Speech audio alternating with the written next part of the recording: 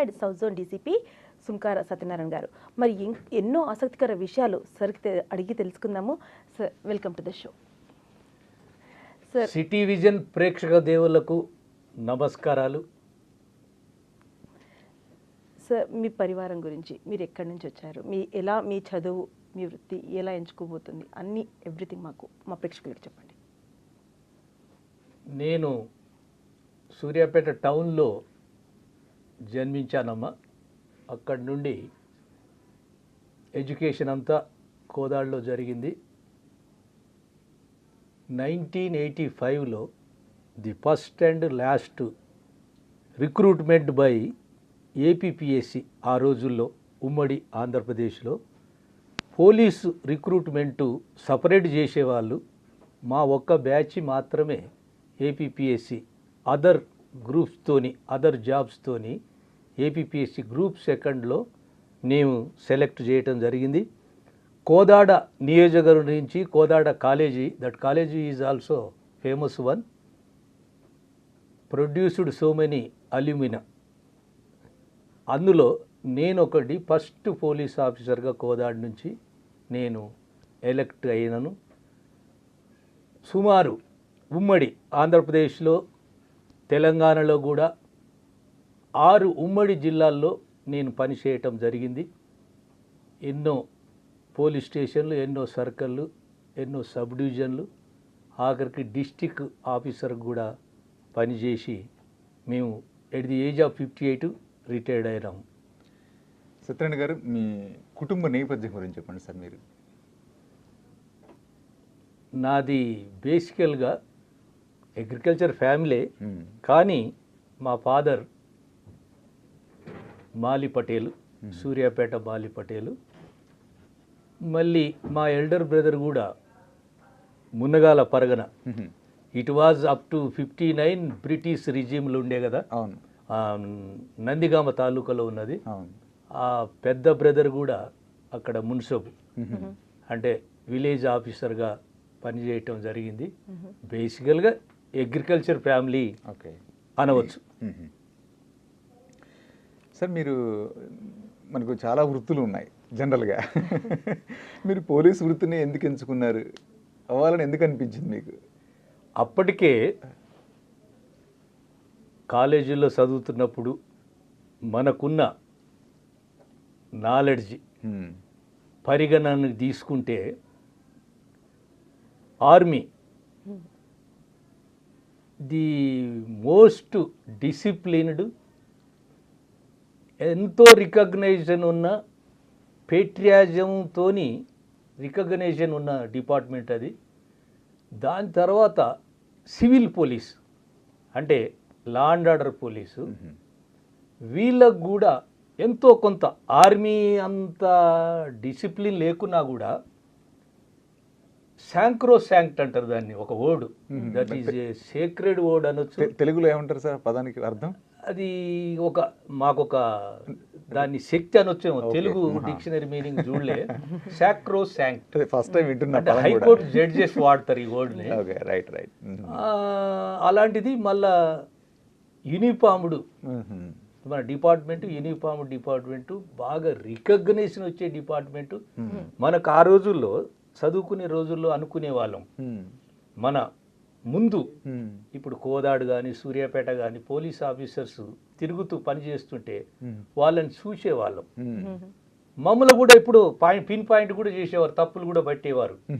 ఎట్టి పరిస్థితుల మనం పోలీస్ అయితే బాగుంటుంది అనే ఒక కోరికతోని అదే లైన్లో ఎట్టకేలకు పోలీస్ ఆఫీసర్గా కావటం జరిగింది.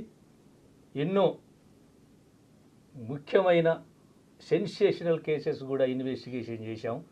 మంచి పేరు కూడా సంపాదించుకోవటం జరిగింది. సార్, మీరు ఈ ఫీల్డ్లో యాజ్ అన్ ఎస్ఐ జాయిన్ అయ్యారు, రైట్? అంచెలంచెలుగా పెరుగుతూ మీరు ఫైనల్గా డీసీపీ వరకు వచ్చారు. మరి మీ ఈ 33 years ఆఫ్ ఎక్స్పీరియన్స్లో మీరు ఏ విధంగా, ఇప్పుడు అన్నారు చాలా సెన్సేషనల్ కేసెస్ కూడా మీరు టేకప్ చేస్తారనేసి, అలాంటి ఒక సెన్సేషనల్ కేసు మాతో పాటు పంచుకుంటారా? ఓకే అమ్మా. నేను అనంతపూర్లో ట్రైనింగ్ అయిపోయాక అప్పుడు సబ్ ఇన్స్పెక్టరు నాన్ గెజిటెడ్ ఆఫీసరే. It was not gazetted officer in those days.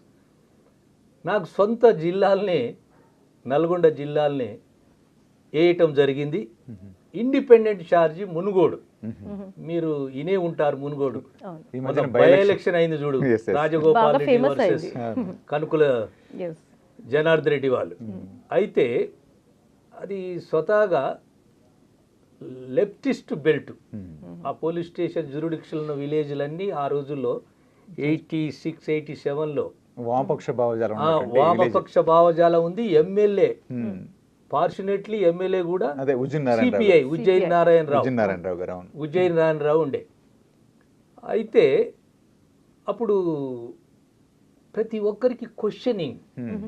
ఇప్పుడు ఏ విలేజ్కి నేను విజిట్కి పోతే కూడా ఆ రోజుల్లో కొద్దిగా హై హ్యాండెడ్ బిహేవియర్ ఉండే, పోలీస్ హై హ్యాండెడ్ బిహేవియర్ ఉండే. నేను పర్టికులర్గా నేను కూడా హై హ్యాండెడ్ బిహేవ్ చేస్తుంటే ఒక ప్రతి లీడర్, ప్రతి కార్యకర్త కూడా పిన్ పాయింట్ చేసేవారు. ఏది, మీరు ఇట్లా పద్ధతి కాదు సార్, హై హ్యాండెడ్గా బిహేవ్ చేసి అబ్యూజ్ చేయటం ఇది చాలా తప్పు. ఈ అనాగరిక పోలీసింగు మీరు ఎట్టి పరిస్థితుల్లో బంద్ చేసుకుంటే బాగుంటుందని నన్ను చాలామంది క్వశ్చన్స్ చేశారు.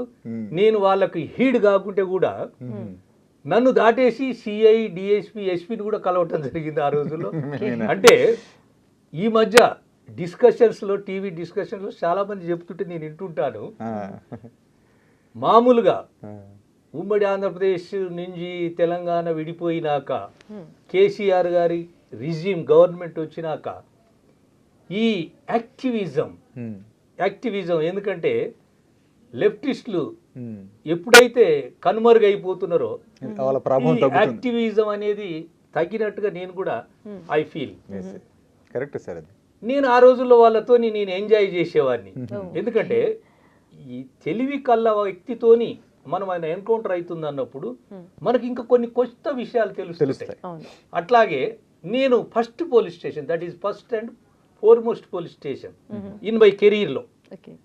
అయితే అప్పుడు మైన్యూట్గా ఎలాంటి చిన్న పిటిషన్ వచ్చినా కూడా నేనే పర్సనల్గా ఆ విలేజ్కి వెళ్ళి ఎంక్వైరీ చేసి, షెటిల్ చేసి, case has been made out అయింది అనుకుంటే ఛార్జ్ షీట్ వేసేవాడిని, అరెస్ట్ చేసి ఛార్జ్ షీట్ వేసేవాడిని.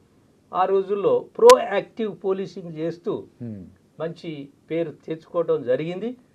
మీకు ఆ రోజుల్లో ఒక కేసు, మీకు ఒక test case and best case, interesting case అని కూడా అనొచ్చు. ఎందుకంటే మీకు తెలుసో తెలియదో, మునుగోడు జ్యూరిడిక్షన్లో most of the villages black soils ఉంటాయి. బ్లాక్ సాయిల్స్ ఉంటే మీరందరూ ఇనే ఉంటారు, నరసరావుపేట, పల్నాటి సీమ నుంచి నల్లరేగడి భూములు అవన్నీ కూడా కొంతమంది 70 years 80 years back Guntur district నుంచి ఇక్కడ కొన్ని క్యాంపులు, ఐ థింక్ 10 to 15 క్యాంప్స్ ఉంటాయి. ఆ క్యాంప్స్లో వీళ్ళు వచ్చి ఆ రోజుల్లోనే సెటిల్ అయ్యి మంచి బ్లాక్ సాయిల్ కాబట్టి కాటన్, మిర్చి, టొబాకో, ఇవన్నీ మంచి జొన్నలు, కమర్షియల్ క్రాప్స్ పండించేవాళ్ళు. వాళ్ళు నిజంగా ఆ నర్సాపూర్ ఏరియా బెల్ట్ నుంచి ఇక్కడికి వచ్చి మనోళ్ళు కొద్దిగా ఇక్కడ వాళ్ళు చాలా ఇన్నోసెంట్స్, ఇల్లిటరేట్స్ అండ్ ఇన్నోసెంట్స్, మంచి అగ్రికల్చర్ చేసే వీళ్ళకు తర్ఫీదైన నాలెడ్జ్ లేదు. వీళ్ళు వచ్చి ఆ రోజుల్లో మనకు నేర్పారు. ఆ తరుణంలో మీకు ఇంకొక విషయం కూడా మీకు తెలుసు, ఫ్యాక్షన్.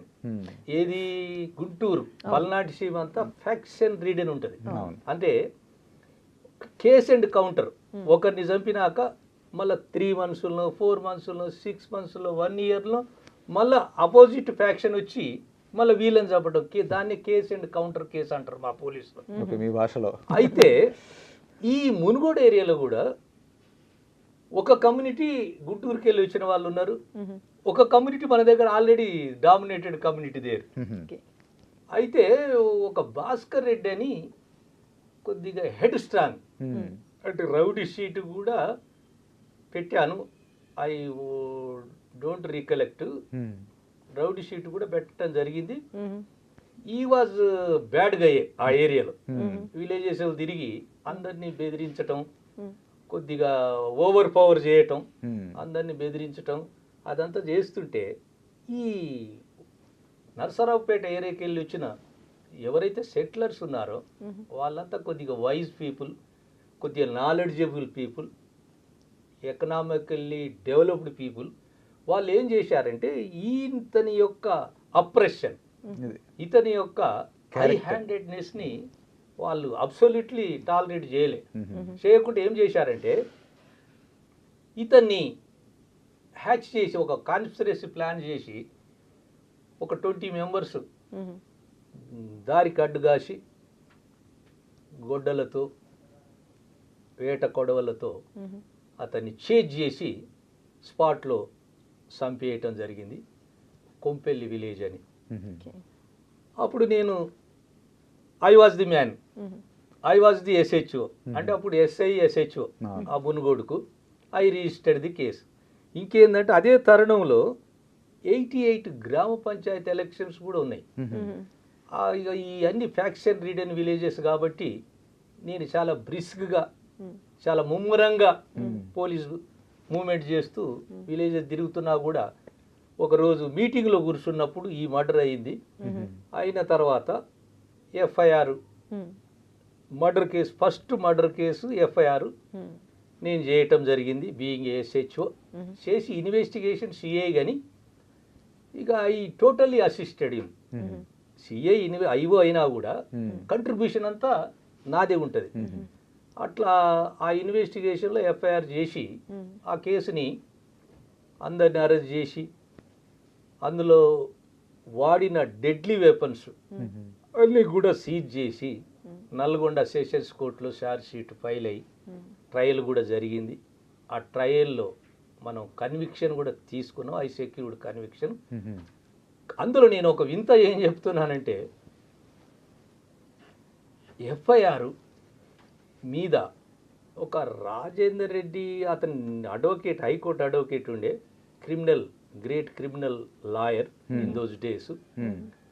అతను క్రాస్ ఎగ్జామినేషన్ కోసం, ఇది సెన్సేషనల్ మర్డర్ కేసు కాబట్టి క్రాస్ ఎగ్జామినేషన్ కోసం హైదరాబాద్ నుంచి ఆల్ ద వే హైకోర్టు నుండి ఇక్కడికి నల్గొండ సెషన్స్ కోర్టుకు వచ్చాడు. నేను I was about to face the bench, I was about to face defence council, I have to follow the prosecution council. ఇవన్నీ చూస్తున్నాక ఇక నాకు ఈ హైకోర్టు అడ్వకేట్ వస్తున్నాడు, డిఫెన్స్ క్వశ్చన్స్ ఎన్నో వెరైటీ ఆఫ్ క్వశ్చన్స్ వేస్తాడు, సిస్టమేటిక్ క్వశ్చనింగ్ ఉంటుందని మొత్తం బార్లో ఉన్న అడ్వకేట్స్ అంతా బెంచ్ ఛాంబర్లో కూర్చోవటం జరిగింది కోర్టు. ఇక చాలా ర్యాప్ట్ అటెన్షన్తో అందరు ఉంటున్నారు. ఇక అతను క్వశ్చన్ బై మామూలుగా ఎఫ్ఐఆర్లో మామూలుగా ఏ ఐఓకైనా, ఏ ఫస్ట్ ఐఓకైనా, ఏ ఎస్హెచ్ఓకైనా ఒక 3-4 క్వశ్చన్స్ వేస్తారు, కథం చేస్తారు. కానీ నాకు ఆ రోజు ఒక 30 క్వశ్చన్స్ వేశారండి ఈ ఎఫ్ఐఆర్ మీదనే. అంటే ఇన్వెస్టిగేషన్ పార్ట్ అంతా నా నెక్స్ట్ ఐఓ సిఐ గారు చెప్తాడు, నేను ఎఫ్ఐఆర్ మీదనే 30 క్వశ్చన్స్ వేశాడు ఆ రోజుల్లో. ఎట్లా మనం ఇన్వెస్టిగేషన్ ప్రాపర్ ఉందా, ఎఫ్ఐఆర్ కరెక్ట్గా డ్రాఫ్ట్ చేశామా, కరెక్ట్గా రిజిస్టర్ చేశామా అని ఇక వేరే అన్ని కోణాలలో నన్ను క్వశ్చన్స్ అడగటం జరిగింది. ఆ క్వశ్చన్స్ అన్ని జవాబు చెప్తా ఉంటే ఇక నేను ఐ వాజ్ సమాట్ యంగ్ కదా, ఫస్ట్ పోలీస్ స్టేషన్ కాబట్టి కొద్దిగా ఓపెన్గా, ఫ్రీ అండ్ ఫ్రాంక్గా ఆ డిఫెన్స్ కౌన్సిల్ని ఫేస్ చేసి క్వశ్చన్స్కు ఆన్సర్స్ చేస్తుంటే అంతా వాళ్ళు ఎంటైర్ బెంచ్, ఎంత అడ్వకేసీ అంతా ఎంజాయ్ చేయటం జరిగింది. ఎట్ లాస్ట్ ఆ కేసులో I secured the conviction. So sorry to interrupt in your sentences. ఇక్కడ ఒక్కటి సార్, అంటే మనం సినిమాస్లో చూస్తుంటాము, వేరే విధంగా తెలుస్తుంటుంది ఏంటంటే ఇలాంటి కేసెస్లో, సెన్సేషన్ కేసెస్లో ఎస్ఐకి ఏ విధంగా థ్రెట్ చేయడం అన్నా, లేకపోతే వాళ్ళ వశం వాళ్ళ సైడ్ చేసుకోవాలని ట్రై చేస్తుంటారు. మరి మీకు కూడా అలాంటి థ్రెట్ కాల్స్ అన్నా సరే అలాంటివి ఏదైనా ట్రై చేశారా? ఇక నేను I don't want to tell all these things అమ్మా. నాకు అంటే జనరల్గా పోలీస్ అంటే నా సర్వీస్లో నేను ఒక 5 పోలీస్ స్టేషన్ ఎస్ఐ చేశాను, 7 సిఐలు చేశాను, 2 డిఎస్పీలు చేశాను, ఒక అడిషనల్ ఎస్పీ చేశాను, 2 డీసీపీలు చేశాను. కానీ నాకైతే పబ్లిక్ సైడ్ నుండి ఎంత స్ట్రిక్ట్గా ఎంత ఫర్మ్గా బెండ్ కాకుండా చేసినా కూడా ఎవరు కూడా నన్ను థ్రెటన్ చేయలేదు. మరి ఇక వాళ్ళకు నా బిహేవియర్ నచ్చిందా లేకపోతే నా ఆనెస్టీ నచ్చిందో, కానీ నేను ఐఎమ్ ఫ్రాంక్లీ సేయింగ్ నాకైతే ఎవరు డిటర్ చేయలే, ఎవరు కూడా థ్రెటన్ చేయలే. ఒకసారి మాత్రం ఇక అప్పుడు ఇక 3rd డిగ్రీ మెథడ్స్ బాగుండే, ఇక మా ప్రతాపం రౌడీల మీద చూపించేవాళ్ళం. ఒక రౌడీని కొడుతుంటే మాత్రం నిజామాబాద్లో ఈ అబ్యూజ్డ్ మీ దట్స్ ఆల్. మన తెలంగాణ యాసల కొన్ని అబ్యూజెస్ ఉంటాయి కదా, వాడు దన్ను నీ అబ్యూజుడు, I became punk, that's all. కానీ ఎవరు కూడా మనకు 33 years కెరీర్లో ఎవడు కూడా మమ్మల్ని సత్యనారాయణ గారు, మీకు ఇప్పుడు మీరు ఫస్ట్ మునుగోడులో ఎస్హెచ్ఓగా పనిచేశారు 3 years ఇప్పుడు చెప్పారు. సో అక్కడ కొంచెం వామపక్ష భావజాలం దాన్ని అంతా బాగా మీరు డేర్ఫుల్గా ఎదుర్కొన్నారు. ఫస్ట్ మర్డర్ కేసు కూడా చాలా కన్విక్షన్ కూడా తీసుకోవడం జరిగింది, చాలా బాగా డీల్ చేశారు. సో అట్లా ఇంకా మీ ఈ 33 years కెరియర్లో బాగా ఛాలెంజింగ్గా తీసుకున్న కేసు ఏంటి, అసలు చాలా క్లిష్టమైనటువంటి కేసు? నా కెరియర్లో ఈ 5 ర్యాంకులు పనిచేస్తుంటే ముఖ్యంగా ఎస్ఐ అండ్ సిఐగా డిఎస్పిగా I investigated, I supervised so many cases.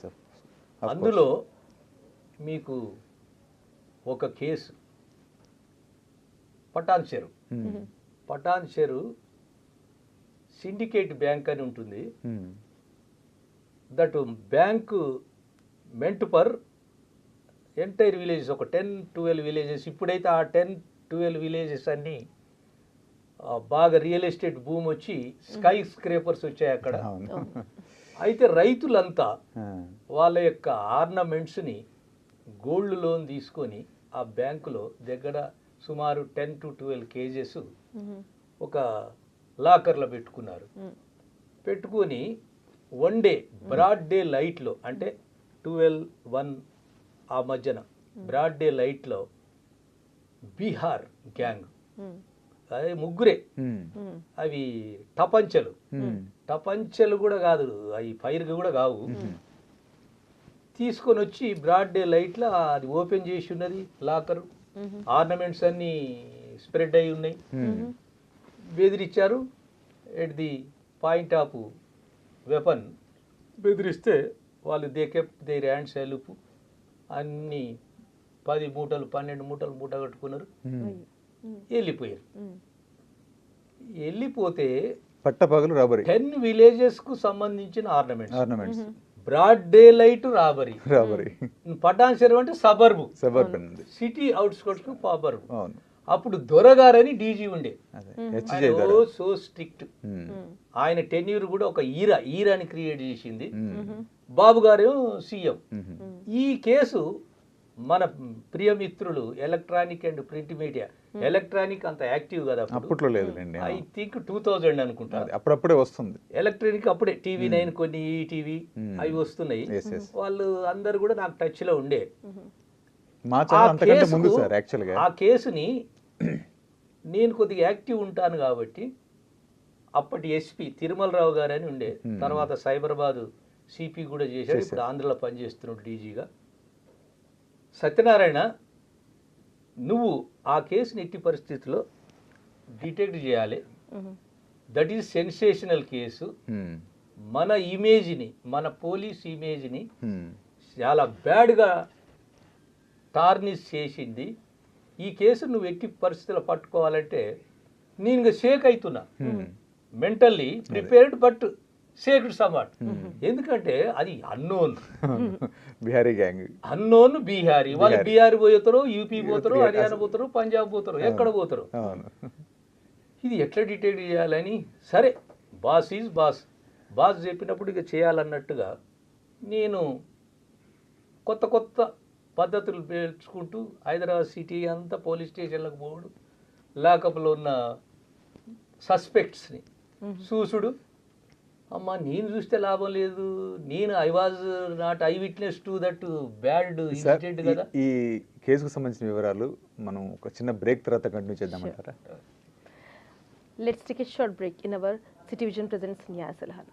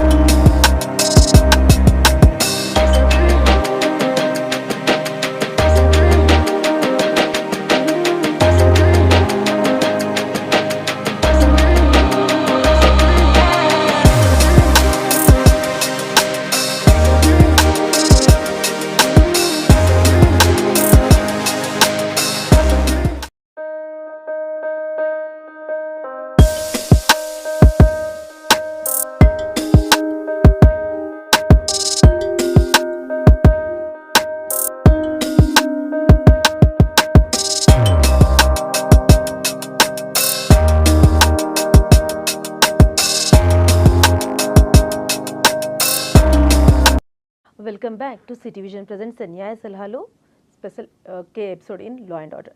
Sir మీరు ఏదో చెప్తున్నారో అది కంటిన్యూ చేద్దాం. ఇదేనమ్మా sensational case, Patancheru robbery case.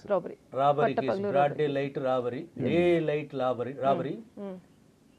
దానిలో ఇదే క్రమంలో ఇన్వెస్టిగేషన్ చేస్తూ నాకు ఒక ఆలోచన తట్టింది. ఎవరైతే బ్యాంకులో ఎంప్లాయీస్ ఉన్నారో వాళ్ళని తీసుకొని సస్పెక్ట్లను చూస్తూ పోతే పోలీస్ స్టేషన్ల వెంట తిరుగుతూ మనకేమన్నా క్లూస్ వస్తాయని పోలీస్ వెహికల్ వారిని కూసబెట్టుకొని అన్ని పోలీస్ స్టేషన్ సిటీలో తిరుగుతూ బంజారా హిల్స్ పోలీస్ స్టేషన్ పోవటం జరిగింది. ఇక మీ అందరికి తెలుసు, that is high profile police station. ఏది మన సిటీలో బంజారా హిల్స్ పోలీస్ స్టేషన్లో అక్కడ ఉన్న ఎస్హెచ్ఓ కూడా నా బ్యాచ్మేటే, రామచంద్ర అని ఉండేవాడు. ఇక నాకు ఫ్రీ హ్యాండ్ ఇస్తే ఈ బ్యాంక్ ఇద్దరు ఎంప్లాయీస్ని తీసుకొని లాకప్ల దగ్గరికి పోయాం. పోయినాక ఈ చిన్న క్యాపులు ఉంటాయి, ఆ రోజు క్యాప్ కూడా పెట్టారు వాళ్ళు అపెండ్ చేసేటప్పుడు. ఆ క్యాప్ అతనికి పెట్టి ఈ బ్యాంక్ ఎంప్లాయీని చూయించాను. చూయిస్తే పక్కకు నన్ను గుంజుకుపోయాడు ఓవర్ ఎంతూజియాజంతో ఆ క్లర్క్. సార్ అతనే సార్ అని. అతనే సార్ అంటే ఇట్ మే బి ట్రూ అనుకోవాలిగా. ఇదంతా బాగుండదు, మళ్ళా ఎస్హెచ్ఓ బంజారా హిల్స్కి చెప్తే నాకు ఇయ్యడు, పెద్ద కేసు కదా. పోయి ఎస్హెచ్ఓ బంజారా హిల్స్ని, ఏసీపీని, డీసీపీకి అందరికి మాట్లాడి, సార్ వీళ్ళు చాలా ఆర్డెండ్ క్రిమినల్స్ లాగా కనపడుతున్నారు, మా కేసుల్లో ఇంట్రాగేషన్ చేసుకొని మళ్ళీ మీకు తెచ్చి హ్యాండ్ ఓవర్ చేస్తామని చెప్తే తీసుకుపోయాము. ఒక్కరోజు బెదిరించాం, రెండో రోజు కూడా చెప్పలే, థర్డ్ డే ఇక కాల్ చేస్తామని బెదిరిస్తే మేమే చేసినామని ఒప్పుకున్నారు. ఇక దానికి చాలా ట్విస్ట్ అండ్ టర్న్ చేసుకుంటూ మొత్తం ప్రాపర్టీ అంతా రికవరీ చేశాం. 3 దొంగల్ని అరెస్ట్ చేసి కోర్టుకు పంపడం జరిగింది. దానికి ఆ రోజుల్లో దొరగారే ప్రెస్ మీట్ పెట్టి మమ్మల్ని కూడా ఎస్పీని, డిఎస్పీని, నన్ను అందరిని కూడా అభినందించి, ఎస్పెషల్లీ తిరుమలరావు గారు, సత్యనారాయణ నువ్వు ఎట్లయ్యా షార్ట్ ఇంత పీరియడ్ మంచి కేసు నువ్వు ఎట్లా డిటెక్ట్ చేశావని అంటే, సార్ నేను చేసింది ఏమి లేదు sir, luck was in my favour అని చెప్తే ఆయన ఒకటే ఆనందించాడు. That was a sensational case. రైతులై అంత పూర్ రాయట్స్ వాళ్ళందరికీ మళ్ళా వాళ్ళ ఆర్నమెంట్స్ అన్ని రెస్టోర్ చేయడం జరిగింది. సార్ మరి మనతో పాటు కాలర్ కూడా రెడీగా ఉన్నారు. వాళ్ళు అడిగే క్వశ్చన్స్ కూడా మీరు సమాధానం చెప్పాలి. I will reply. Hello hello, నమస్తే అండి, welcome to city vision presents న్యాయ సలహాలు. ఎవరు మాట్లాడుతున్నారు? నా పేరు రాజు అండి. రాజు గారు ఎక్కడి నుంచి మాట్లాడుతున్నారు? నేను శారదాగర్. ఓకే అండి రాజు గారు, ఈరోజు మన షోలో మనతో పాటు ఉన్నారు సుంకార సత్యనారాయణ గారు, రిటైర్డ్ సౌత్ జోన్ డీసీపీ అండి. మరి మీకు కూడా ఏమైనా క్వశ్చన్స్, ఏదైనా సలహాలు తెలుసుకోవాలనుకుంటే అడగొచ్చండి. సార్ మాది ఏం లేదు సార్, ఒకటి ల్యాండ్ ఉన్నది. మా ఫాదర్స్ 5 members, వాళ్ళకు 50 acres ల్యాండ్ ఉన్నది సార్, షేర్లో, అందరి షేర్లో. హలో, వింటున్నాను, చెప్పండి చెప్పండి. సార్, వింటున్నారు. వింటున్నాను. 50 acres ఉన్నది సార్. అయితే అవి తలా పంచుకోగా 10 వచ్చినాయి. అయితే మాకు మా ఫాదర్స్ వాళ్ళు మాకు చెప్పకుండానే వాటిని అమ్మేశారు. అమ్మేస్తే మేము కోర్టులో పార్టిషన్ సూట్ వేసాము. మాకు చెప్పకుండా వేశారని పార్టిషన్ సూట్ వేసాం. సో ఇప్పటికి 2 years అవుతుందండి. ఆ లాయర్ ఎప్పుడు వెళ్ళినా వాయిదాలే తీసుకుంటున్నారు, కానీ దీనికి పరిష్కారం వస్తుందంటారా? మీ కేసు ప్రజెంట్ స్టేజ్ ప్రోగ్రెసివ్నే ఉందయా, మంచి లైన్లోనే ఉన్నావు, కోర్టును అప్రూవ్ చేయావు. మీ అడ్వకేట్నే రిపీటెడ్గా పోయి రిక్వెస్ట్ చేస్తే కొద్దిగా ప్రీ అడ్జర్న్మెంట్ చేసుకొని మీ కేసు ట్రయల్కి పెట్టి తొందరగా సెటిల్మెంట్ చేస్తారు. ఇందులో ఇది civil matter, purely civil matter, అన్నదమ్ముల మధ్య భూమి తగాదా కాబట్టి ఇది సివిల్ మ్యాటరు. పోలీసు వాళ్ళు కూడా దీంట్లో ఇంటర్ఫియర్ కాలేరు. మీ అడ్వకేట్ని ఇన్సిస్ట్ చేయండి, పదే రిక్వెస్ట్ చేయండి. కొద్దిగా ఆయన అక్కడ బెంచ్ మీద జడ్జి గారిని, పీపీలని అందరినీ కన్సల్ట్ చేసి నీ కేసు ముందుకు పోవటానికి ట్రై చేస్తాడయ్యా. ఓకే, థ్యాంక్ యూ అండి. ఓకే సార్, థ్యాంక్ యూ అండి రాజు గారు కాల్ చేసిన. సత్యనారాయణ గారు, సార్ మీరు 33 ఏళ్ల ఈ పోలీస్ జాబ్, ఈ వృత్తిలో ఎన్నో కేసులు మీరు డీల్ చేసి ఉంటారు. ఇప్పుడు ఎగ్జాంపుల్ కొన్ని చెప్పారు కూడా, అంటే చాలా సెన్సేషనల్ కేసెస్ చెప్పారు, వాటిని డీల్ చేసిన విధానం చెప్పారు. అయితే జనరల్గా మా సిటీ విజన్ ప్రేక్షకుల్లో కూడా కొంతమంది అడుగుతున్న చాలా కాల్స్ వస్తుంటాయి కాబట్టి నేను గ్రహించింది ఏంటంటే, అసలు కొంతమందికి అసలు ఈ కేసు ప్రొసీజర్ ఎలా జరుగుతుంది పోలీస్ స్టేషన్లో, సివిల్ కేసు ప్రొసీజర్ ఎలా ఉంటుంది, క్రిమినల్ కేసు ప్రొసీజర్ ఎలా ఉంటుంది, ఫ్యామిలీకి సంబంధించిన ఇష్యూస్లో పోలీస్ స్టేషన్కి వచ్చినప్పుడు వాళ్ళు చేసే వాళ్ళకి ట్రీట్మెంట్ ఎలా ఉంటుంది, వాళ్ళకి ఎలాంటి సహాయ సహకారాలు అందుతాయి పోలీస్ స్టేషన్ పోలీస్ స్టేషన్ వైపు నుంచి. సో వీటికి మీరు కొంచెం ఎక్స్ప్లెయిన్గా చేయండి, అలాగే ఎలాబొరేట్ చేయండి వీటికి సంబంధించి. ఇప్పుడు as a part of general policing యథావిధిగా నడుస్తుంటుంది, చట్టం తన పని దాన్ని చేసుకుంటూ పోతుంది అన్నట్టు. మామూలుగా క్రిమినల్ కేసెస్ అన్నీ ఎస్హెచ్ఓ లెవెల్లో, కొన్ని పోలీస్ స్టేషన్లో ఎస్హెచ్ఓస్ ఎస్ఐస్ ఉంటారు, కొన్ని పోలీస్ స్టేషన్లో ఎస్హెచ్ఓస్ ఇన్స్పెక్టర్స్ ఉంటారు. ఎవరైతే బాధితులు ఉన్నారో వాళ్ళకున్న గ్రీవాన్స్ని, వాళ్ళకున్న బాధని పేపర్ మీద రిప్రజెంట్ చేసుకుని తెచ్చినట్టయితే కాగ్నైజబుల్ కేసెస్ అని ఉంటాయి. కాగ్నైజబుల్ అంటేనే వెంటనే ఎఫ్ఐఆర్ చేస్తారు, నాన్ కాగ్నైజబుల్ అంటేనే కోర్టుకు పర్మిషన్ తీసుకొని పంపిస్తారు. ఇక సివిల్ మ్యాటర్స్ అంటే మీరందరూ పేపర్లో చూస్తూనే ఉంటారు, చాలామంది విషయాలు చూస్తూనే ఉంటారు. సివిల్ మ్యాటర్స్ అయితే మేము ఓన్లీ అడ్వైజ్ ఇస్తాం, వచ్చిన పార్టీకి డిస్కరేజ్ చేయకుండా అడ్వైజ్ ఇచ్చి మీరు కోర్టును అప్రూవ్ కామని చెప్తామే తప్ప సివిల్ మ్యాటర్స్లో అబ్సల్యూట్లీ పోలీసు ఇంటర్వ్యూ. అంటే కొన్ని కేసెస్లో మనం చూసుకుంటున్నట్లయితే కాంప్రమైజ్ కూడా రండి, బయట మీరు చూసుకోండి, కాంప్రమైజ్ అవ్వండి అని చెప్తుంటారు పోలీస్ వాళ్ళు. మరి ఇది ఎంత నిజం సార్? ఇది నిజంగా ఇలా కరెక్ట్ అంటే జరుగుతుంది? అకార్డింగ్ టు లా వెళ్ళకుండా ఎస్, ఎందుకని మీరు అంత ప్రొసీజర్ వెళ్తున్నారు, బయట సెటిల్మెంట్ చేసుకోండి అని అంటారు. ఇప్పుడు చూడమ్మా, ఒక ఎస్హెచ్ఓ జ్యూరిడిక్షన్లో 60,000 నుంచి 80,000 కొంత పాపులేషన్ ఉంటుంది. అందులో బాధితులు ఎంతోమంది ఉంటారు. ఆ బాధితులు వచ్చినప్పుడు సీరియస్నెస్ ఎక్కువ ఉందనుకో, సడన్గా మేము ఎఫ్ఐఆర్ చేసేస్తాం. కొద్దిగా పెట్టి మ్యాటర్, సింపుల్ మ్యాటర్, ఇప్పుడు ఒకే గల్లీలో అటు నేబరర్స్ కలిసిమెలిసి ఉంటూ చిన్న చిన్న విషయానికి వాళ్ళు కొట్లాడుకొని వచ్చారంటే, ఏది బ్లీడింగ్ ఇంజరీస్ లేకపోతే సూపర్ఫిషియల్ ఇంజరీస్ అయి ఉంటే వాళ్ళిద్దరికి ఏం చేస్తామంటే సజెస్ట్ చేస్తాడు ఎస్హెచ్ఓ, మీ కేసు పెట్టాలన్నా మళ్ళీ మీరే వయా మీడియా అంటే కాంప్రమైజ్ చేసుకుంటారా అని అడ్వైజ్ ఇస్తారు అంతే. చిన్న విషయానికి ఎందుకు మీరు కోర్టు చుట్టూ తిరుగుడు అనే దాని మీద దాన్ని ఏమంటారంటే, గతంలో అంటే మాకంటే ముందు పోలీసింగ్ తెలంగాణలో ఏమనేవారంటే జాడికే డీసే తశ్వల్ అనేవాళ్ళు, అంటే చెట్టు కింద పరిష్కారాలు.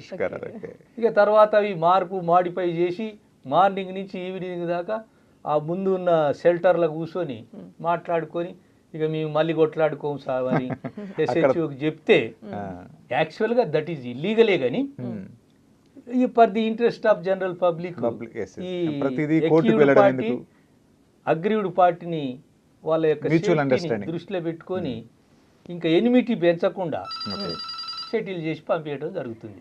సార్ చక్కగా చెప్పారు. బట్ ఇక్కడ ఒక అమ్మాయి లాగా నేను మీకు ఒక క్వశ్చన్ అడగాలనుకుంటున్నాను. ప్రజెంట్ తెలంగాణలో లా అండ్ ఆర్డర్ ఏ విధంగా ఉందో అందరికీ తెలుసు. అలాగే అమ్మాయిలకి కొంచెం బాగానే అంటే ఎక్స్ట్రా లా ఉంది అనేసి అంటుంటారు, కానీ ఎక్కడో భయపడుతుంటారు అమ్మాయిలు పోలీస్ స్టేషన్ మెట్లు ఎక్కడానికి. ఎందుచేత అంటారు? మీరు చూస్తూనే ఉన్నారమ్మా సమాజాన్ని. గతంలో చూశారు, చరిత్ర తిరిగేసుకుంటే కొన్ని విషయాలు తెలుస్తాయి. ఇప్పుడు మీరు అన్నట్టు ప్రతి ఎగ్జామ్లో గర్ల్స్ ఆర్ అవుట్ షైనింగ్, ప్రతి కాలేజీలో గర్ల్స్ ఆర్ అవుట్ నంబరింగ్. మన బాయ్స్ కంటే కూడా వాళ్ళు కొన్ని విషయాలలో చాలా యాక్టివ్గా చాలా లెర్నడ్గా బిహేవ్ చేస్తూ ఉన్నారు. కానీ అంటే మీరు అనేది ఏంటంటే, మీ క్వశ్చన్ ఏంటంటే ఇంకా పోలీస్ స్టేషన్కు అమ్మాయిలు రావాలంటే భయపడుతున్నారని మీరు అంటున్నారు. ఎస్ సార్, అంటే రిలేటెడ్లీ ఒక క్వశ్చన్ ఏంటంటే, పోలీస్ మెట్లు ఎక్కాలంటే ఎక్కడో అంటే పేరెంటల్ త్రూ సపోర్ట్ లేకపోవడం, లేకపోతే ఏదో విధంగా సొసైటీ పరంగా కొంచెం భయపడుతూ ఉంటారు. సో అలాంటప్పుడు మాకు ఏ విధంగా అంటే వాళ్ళకి తెలియకుండా ఏ విధంగా ప్రొసీజర్ వెళ్ళొచ్చు, అంటే కేసు ఫైల్ చేయాలన్నా కంప్లైంట్ ఇవ్వాలన్నా ఏ విధంగా చేయొచ్చు అని చెప్పండి. గతంలో అమ్మ ఈ సిచ్యువేషన్ వరుసగా ఉండేది. అప్పుడు ఇప్పుడు మేము మా స్టార్టింగ్ కెరియర్లో ఉమెన్ ఫస్ట్ లైన్ ఆఫ్ డ్యూటీలో ఉమెన్ పీసీస్ లేకుండేవాళ్ళు. సుమారు 90% police stations without women constabulary, without women home guards. అప్పట్లో కొద్దిగా ఈ మిస్బిహేవింగ్, కొద్దిగా మిస్బిహేవ్ చేసుడు, ఆ డెమనర్ సరిగా ఉండకపోవటం, ఇవన్నీ అవే. కానీ ఇప్పుడు మాత్రం గత 10-12 ఇయర్స్ నుండి ఉమెన్ పిఏ ఫోర్స్ను బాగా పెంచారు. ప్రతి రిసెప్షన్ కౌంటర్లో కూడా women PC, in the absence of women PC at least ఒక ఉమెన్ హోమ్ గార్డ్ని పెట్టి అమ్మాయిలతోనే మాట్లాడించి వాళ్ళ గ్రీవెన్స్ సబ్మిసివ్గా ఉంటే ఈ హోమ్ గార్డ్ కానీ ఉమెన్ పీసీ కానీ తీసుకుపోయి ఎస్హెచ్ఓ ఉమెన్ ఇన్స్పెక్టర్ ఉన్నా మెన్ ఇన్స్పెక్టర్ ఉన్నా వాళ్ళ ముందు ప్రొడ్యూస్ చేసి అటెండ్ కావడం జరుగుతుంది. మీరు అన్నట్టు మొన్న ఈ మధ్యనే మియాపూర్ ఇన్స్పెక్టర్ కాంట్రాస్ట్లో మీరు ఈ క్వశ్చన్ అడిగి ఉండొచ్చు. ఈ మిస్బిహేవ్డ్ విత్ వన్ కంప్లైంట్ అన్నందుకు అతన్ని ఈ was placed under suspension by our Cyberabad CP sir. అయితే అలాంటి ఇన్సిడెంట్స్ ఇప్పుడు అంటే ప్లస్ అండ్ మైనస్ ఉంటారమ్మా. అంటే అమ్మాయిలు అసలు పోలీస్ మెట్లు ఎక్కకుండా కేసు ఫైల్ చేసే ప్రొసీజర్ ఉందంటారా? ఇప్పుడు ఆన్లైన్ ఉంది కదమ్మా, ఆన్లైన్. అంటే ఆన్లైన్ లో మళ్ళీ వచ్చేసి ఒక నంబర్ ఇస్తారు, ఆ నంబర్ వచ్చేసరికి ఎన్నో నెలలో సంవత్సరాల అదే పడుతుంది. అట్లేం లేదు. ఇప్పుడు కాగ్నైజబుల్ అఫెన్స్ అనేది రిపోర్ట్ చేస్తే ఆన్లైన్లో కూడా ఎఫ్ఐఆర్ ఇష్యూ చేస్తారు. ఎఫ్ఐఆర్ ఇష్యూ చేసి మళ్ళీ SMS, వాట్సాప్ మళ్ళీ వాళ్ళకి ఇన్ఫర్మేషన్ ఇస్తారు. ఈ కేసు రిజిస్టర్ అయ్యింది, రిలేటెడ్ అండర్ ఇన్వెస్టిగేషన్ ఉన్నది. సో ఇప్పుడు కాంటెంపరీగా జస్ట్ మొన్న ఈ హైకోర్టు ఒక SHO సంబంధించి ఒక కామెంట్ చేసింది. నేను కూడా చూశాను పేపర్. సో అది రిజిస్టర్ చేయకపోవడం సో ఎంతవరకు కరెక్ట్ అంటారు అది విషయంలో? అయితే ఇది case pertains to Karimnagar town అనుకుంటా. Exactly sir. 2 town inspector did not bother about to register this case. Despite that complainant victim lady lodged petition in the police station, he denied to register the case అనేది high court has been pointed out. ఇంకొక మాట కూడా అన్నట్టుంది high court, ఏం police స్టేషన్కి బాధితులు సరదా కోసం వస్తారా అని విక్టిమ్స్ అన్నట్టు తెలిసింది. దాంట్లో నేను అనుకుంటా ఆ SHO ఇన్వెస్టిగేషన్ ఏది ప్రయర్ ఇన్వెస్టిగేషన్ చేస్తారు ఒక్కొక్కసారి, అది తప్పు.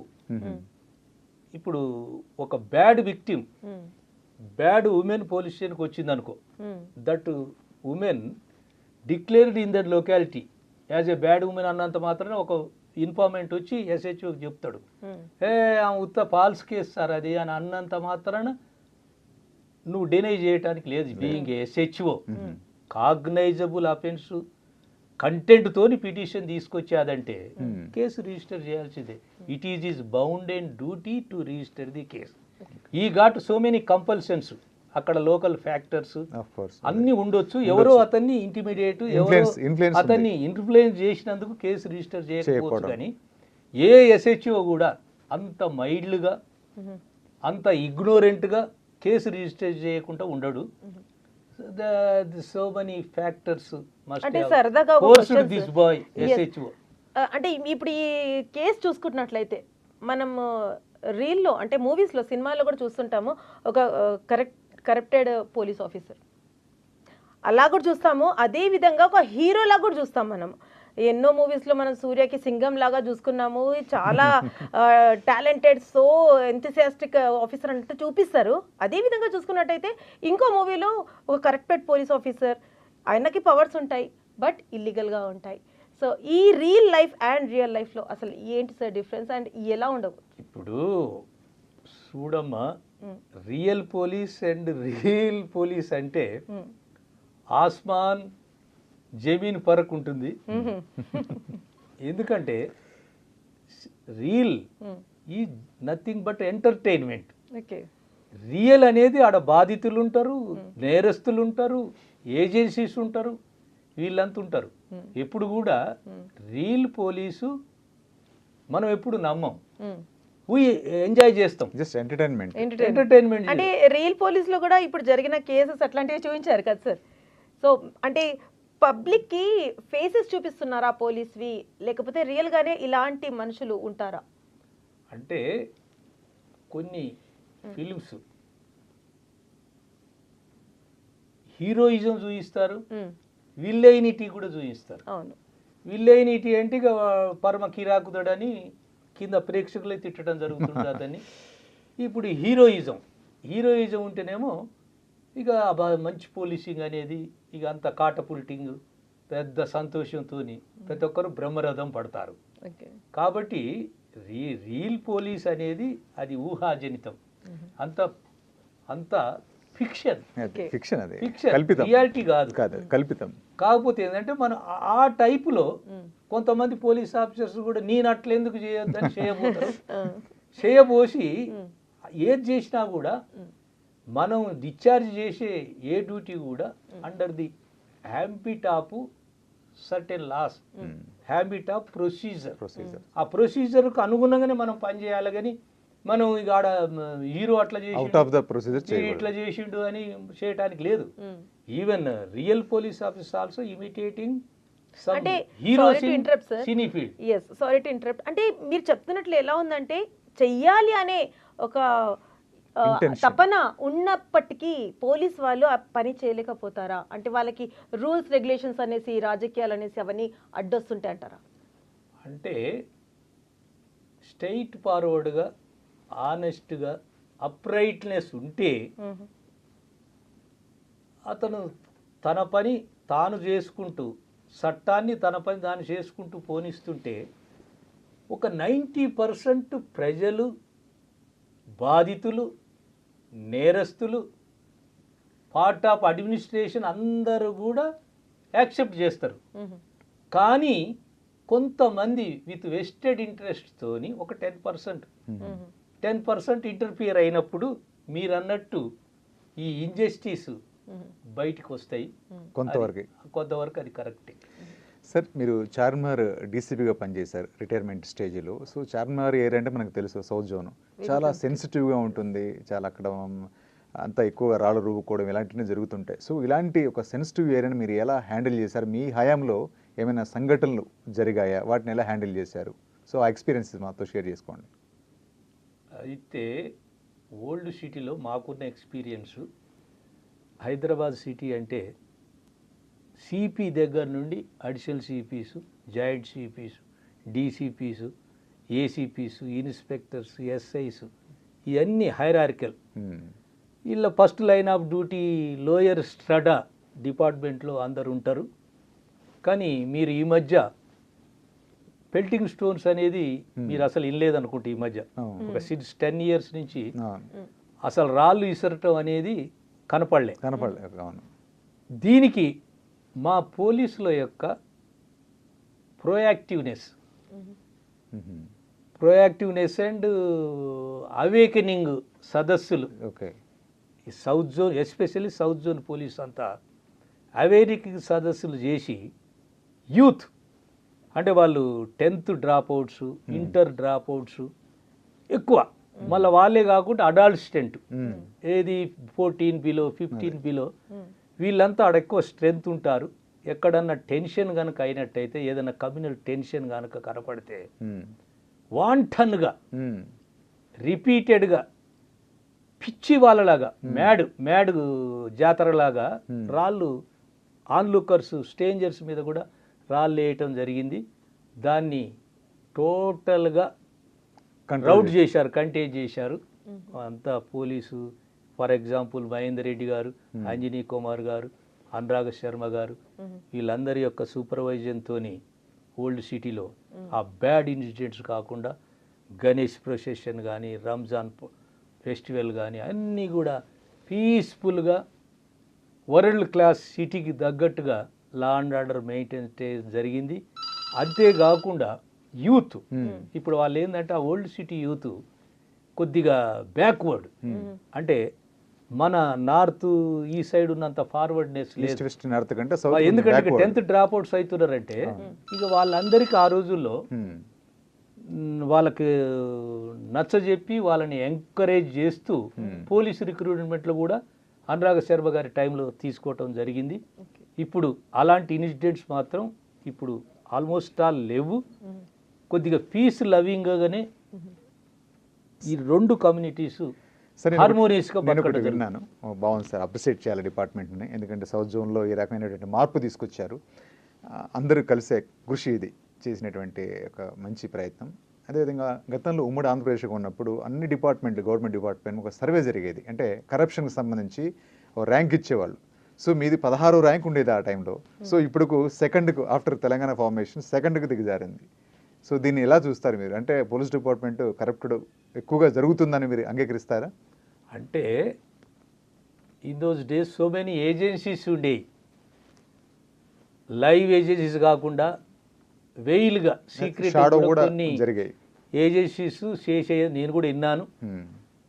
మన మాధవరెడ్డి గారు, హానరబుల్ హోమ్ మినిస్టర్ బాబు గారు, సీఎం గారు ఉన్నప్పుడు నేను ఎక్కడ పోయినా కూడా మీ డిపార్ట్మెంట్ యొక్క కరప్షన్ ర్యాంకు 16th ఉండేది అనేవారు. నేను విన్నట్టు గుర్తు. అయితే మేము మైక్రో లెవెల్లో పోలే, వాళ్ళు మ్యాక్రో లెవెల్లో చెప్పి ఉంటారు. ఇక దాని పెద్ద కామెంట్ చేయలేదు. దానికి తగ్గట్టు ఆ ఫీడ్బ్యాక్ని సీనియర్ ఆఫీసర్స్ ఆ రోజుల్నే తీసుకొని కొత్త అమెండ్మెంట్స్, కొత్త ఇన్స్ట్రక్షన్స్ ఇస్తూ ఓకే. కరప్షన్ తగ్గియటానికి ప్రయత్నం చేయారు. కొంతవరకు కరప్షన్ తగ్గియటం కూడా జరిగింది ఆ రోజుల్లో. సబ్సిక్వెంట్గా మీరన్న మాట ఇప్పుడు నేను రిటైర్డ్ అయ్యి ఖాళీగా ఉన్నాను కాబట్టి I am interacting with so many people in the walks of life. అడ్వకేట్స్తో మాట్లాడటం, కార్యకర్తలతో మాట్లాడటం, ప్రింట్ మీడియా సోదరులతో మాట్లాడటం, ఎలక్ట్రానిక్ మీడియా సోదరులతో మాట్లాడటం, పార్టీ కార్యకర్తలతో మాట్లాడటం, కొంతమంది లీడర్లతో మాట్లాడటం, ఇవన్నీ చూస్తుంటే వాళ్ళు చెప్పారు, సార్ ఇంకా మీరు రిటైర్డ్ అయిపోయారు, మీకేం తెలుస్తలేదు సార్, ఇప్పుడు మీది 2వ స్థానానికి వచ్చిందని చాలామంది కామెంట్ చేస్తే నేను ఐ ఫజ్డ్. అరే ఏమయ్యా ఇంత ఉండదయా, అట్లా ఉండదు, మాది యూనిఫామ్ డిపార్ట్మెంట్ కాబట్టి, మాది ఎక్స్పోజ్డ్ డిపార్ట్మెంట్ కాబట్టి, గోరంతలు కొండంతలు చేస్తారు కాబట్టి మాది 2కి వచ్చిందని చెప్పుకుంటున్నారేమో, కానీ ఆ స్టేజ్లో లేదు. ఇంకా బ్రదర్ డిపార్ట్మెంట్లు చాలా ఉన్నాయి మాకంటే ముందు, అది చెప్పకూడదు. దాన్ని ఏజెన్సీస్ ఉన్నాయి, ఏసీబీ ఉన్నది, ACB that premier elite organisation ఉన్నది, దాన్ని కూడా ఒక స్ట్రిక్ట్ ఆఫీసర్ కూడా ప్రస్తుతానికి ఆనంద్ సార్ అని డీల్ చేస్తున్నారు. అది అలాంటిది ఏమి లేదు. మీ అంత సత్యనారాయణ గారు మరొకటండి, ప్రజల్లో ఒక బలమైన అభిప్రాయం ఉంది ఏంటంటే, ప్రభుత్వం అంటే ఏ పార్టీ అధికారంలో ఉన్నా సరే ఈ పోలీస్ వ్యవస్థ అనేది ఎక్కువగా వాళ్ళ యొక్క సేవలను తరించేస్తుంది, ప్రజల యొక్క కష్ట సుఖాలు చూడడం లేదు, బాగోకులు పట్టించుకోవటం, లా అండ్ ఆర్డర్ కూడా అంత పెద్దగా పట్టించుకున్న దాఖలాలు ఉండవు. సో వాళ్ళ యొక్క సేవలను తరిస్తారు, వాళ్ళ యొక్క మెప్పు పొందడానికే ప్రయత్నం చేస్తుంటారు అనేది ఒక ప్రజల్లో బలమైన అభిప్రాయం ఉంది. దీన్ని మీరు ఎలా ఎలాబరేట్ చేస్తారు, మీరు ఎలా చూస్తారు? మీరు పాయింట్అవుట్ చేసింది చాలా వరకు కరెక్టే. ఈ లీడర్స్కు ఈమ్స్ అండ్ ఫ్యాన్సీ ఉంటుంది, పోలీస్ ఆఫీసర్ కూడా ఈమ్స్ అండ్ ఫ్యాన్సీస్ ఉంటాయి. దానికి అనుగుణంగా మీరన్నట్టు కొంతమంది పోలీస్ ఆఫీసర్స్ ఆ రోల్ చాలా సీక్రెట్గా ఎఫెక్టివ్గా పోషించడం జరుగుతుంది. అక్కడక్కడ అన్యాయం కూడా జరుగుతుంది. నా నోటీసులో వచ్చేది వ్యక్తి పూజ ఎక్కువ, నా నోటీసులో వచ్చేది వ్యక్తి పూజ చేయకపోతే ట్రాన్స్ఫర్ అవుతుందన్న భయానికి ఆ వ్యక్తి పూజ 90% చేస్తున్నారు. మీరు అన్నది అది కరెక్టే. దానికి ఇన్స్ట్రక్షన్స్ కూడా వచ్చాయి రీసెంట్గా. కేసీఆర్ గారి రిజిమ్లో గవర్నమెంట్లో ఎమ్మెల్యేలు మినిస్టర్లు పేటరేగి ఇష్టం వచ్చినట్టు రెవెన్యూ అండ్ పోలీసు మున్సిపాలిటీని వాళ్ళ గుప్పిట్లో పెట్టుకొని ఎంతో కరప్షన్ పెంచారు. ఆ కరప్షన్ వల్లనే ఈ గవర్నమెంట్ కూడా పోవటానికి కారణం అనేది నాకు చాలామంది ఎనలిస్టులు అండ్ హైలైట్స్ నాకు చెప్పడం జరిగింది. అది కొంతవరకు కరెక్టే. మరొక అభిప్రాయం సార్ సత్యనారాయణ సార్, ఇప్పుడు టీఆర్ఎస్ ప్రభుత్వం పడిపోవడానికి కారణం ఒక రకంగా పోలీస్ డిపార్ట్మెంట్ కూడా అని చెప్పేసి ఒక అభిప్రాయం ఉంది. నేను ఎలా చూస్తాను, నేను మీకు ముందే చెప్పాను, అవుట్సెట్లో ఫస్టే చెప్పాను, అంటే మరి మాది ఎక్స్పోజ్డ్ డిపార్ట్మెంట్, వాళ్ళతో బాగా అంటకాగటం మీదే డిపార్ట్మెంట్. సో ఆ ప్రభుత్వం పడిపోవడానికి కారణం కూడా ఒక అంటగాగే డిపార్ట్మెంట్ ఇంకా ఉన్నాయి. ఆఫ్ కోర్స్ ఎక్కువ మెజారిటీ మేము అంటగాగేది విజిబుల్, అదే వాళ్ళు అంటగాగేది ఇన్విజిబుల్, అది కనపడదు. దాన్ని ఏం చేస్తారంటే మామూలుగా వేరే డిపార్ట్మెంట్ దగ్గర పోయి ఒక పని చేయించుకుంటే అందులో ఒకడు లాస్ అవుతాడు, ఒకడు బెనిఫిట్ అవుతాడు. మా దగ్గర అగ్రీవ్డ్ పర్సన్, ఎక్యూడ్ పర్సన్. అగ్రీవుడు ఏమాత్రం ఇంత లోపం చూపిస్తే అగ్రీవుడు మా మీద దుమ్మెత్తి పోస్తాడు, ఎక్యూజ్డ్ కూడా ఎట్లాగ మేము సతాయిస్తాం కాబట్టి వాళ్ళు దుమ్మెచ్చి పోసి ఈ నెగటివ్ ఇమేజ్ అనేది డ్రాస్టిక్గా తగ్గింది ఇప్పుడు యాజ్ ఆఫ్ నౌ. గతంలో ఒక 20 years 30 years back police negative image బాగా ఉండేది. ఇప్పుడు మాత్రం ఆల్మోస్ట్ ఆల్ కాదు కానీ తగ్గింది. సార్ మరొక ప్రశ్న, గత బీఆర్ఎస్ ప్రభుత్వంలో టీఎస్పీఎస్సీలో బాగా అవకతవకలు జరిగాయి. అంటే గ్రూప్ 1 గ్రూప్ 2 చాలా ఉద్యోగాలు రాకుండా, అంటే రియల్ స్టూడెంట్స్ కు రాకుండా జరిగాయి. సో అట్లా జరగడంతో రిక్రూట్మెంట్ కూడా ఆపేయడం, ఆ తర్వాత దాని మీద ఎంక్వైరీ చేయడం ఎంక్వైరీ జరుగుతుంది ప్రజెంట్, ఇంకా జరుగుతుంది, ఇంకా అది ఎటు తేలట్లేదు. సో నిజంగా అది ఎంక్వైరీ పారదర్శకంగా ట్రాన్స్పరెంట్ గా జరుగుతుందా? అది అటు ఇటు తిరిగి లాస్ట్కు బాలీజ్ ఇన్ ది పోలీస్ కోర్ట్ అన్నట్టు మా కొంచెం అప్రైట్ ఆఫీసర్ సిన్సియర్ ఆఫీసర్స్ని ఒక ప్రీమియర్ ఏజెన్సీకి ఇచ్చి ఇన్వెస్టిగేషన్ చేస్తా ఉన్నారు. మీరు అందరూ చూసే ఉంటారు, చాలామందిని అరెస్ట్ చేశారు. ఇంకా ఇన్వెస్టిగేషన్ స్టేజ్లో ఉన్నట్టుంది ఆ కేసు. ఏది ఏమైనా టీఎస్పిఎస్కి చాలా బ్యాడ్ ఇమేజ్ తేవటం జరిగింది. డైరెక్ట్లీ టీఎస్పిఎస్కి బ్యాడ్ ఇమేజ్ తెచ్చి ఇండైరెక్ట్గా గవర్నమెంట్కి కూడా బురద జల్లటం జరిగింది. ఇప్పుడు నాకు తెలిసినంత వరకు మొన్ననే మహేందర్ రెడ్డి గారు, ఆయన మన తెలంగాణ డీజీగా పనిచేసి ఆయన హయాంలో ఒక ఈరా క్రియేట్ చేశాడు. ఇక రకరకాల అలిగేషన్స్ ఆయన మీద చేస్తారు, కానీ అవన్నీ బేస్లెస్, ఇంజనీర్డ్, టూటర్డ్ నేను అనుకుంటాను. ఏది ఏమైనా is efficient police officer, ex police officer, ఈ retired as a DG rank. ఇప్పుడు ఎన్షూయింగ్ రిక్రూట్మెంట్లో ఆయన యొక్క అనుభవం, ప్రోయాక్టివ్నెస్ని అందులో చూయించి సజావుగా చక్కగా రిక్రూట్మెంట్ చేస్తారని వీ వర్క్డ్ టుగెదర్. సార్తో మేము కూడా కలిసి పనిచేసాం కాబట్టి ఈ బ్రింగ్స్, ఈ అచీవ్స్ గ్రేట్ రిజల్ట్స్ అని నేను అనుకుంటున్నాను. కాల్ తీసుకుందాం సార్. ఒక చిన్న ఇంటరప్ట్ మీకు మాటల్లో. హలో హలో, నమస్తే అండి, ఎవరు మాట్లాడుతున్నారు? నమస్తే అండి, మాది ఇక్కడ జగ్గయ్యపేట అండి, కోదాడ దగ్గర. కోదాడ నుంచి ఎవరు మాట్లాడుతున్నారమ్మా? సత్యావతి అండి. నమస్తే అండి, లాయర్ గారు. లాయర్ గారు కాదండి, పోలీస్ ఆఫీసర్ అండి, రిటైర్డ్ పోలీస్ ఆఫీసర్. చెప్పండి, మీ సమస్య ఏంటో చెప్పండి.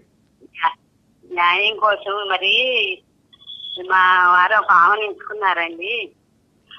ఒక ఇల్లు ఉంది, ఆ ఇల్లు బేరం పెడితే ఆయన గారు చనిపోయారు. ఆమెకి వాటా ఇయ్యాలా, కాగితాలు పట్టుకొని తిరుగుతుందంట ఇల్లు అమ్ముకుందామంటే. దాని గురించి కొద్దిగా మీరు సలహా ఇస్తారేమో, మరి ఎట్లా చేయాలా ఏంటని, ఆమెకు హక్కు ఉంటుందా? చూడమ్మా, నమస్కారం. నువ్వు లీగల్ గా ఫస్ట్ భార్యవు కదా? అవునండి. ఆమె సెకండ్ వచ్చింది కదా?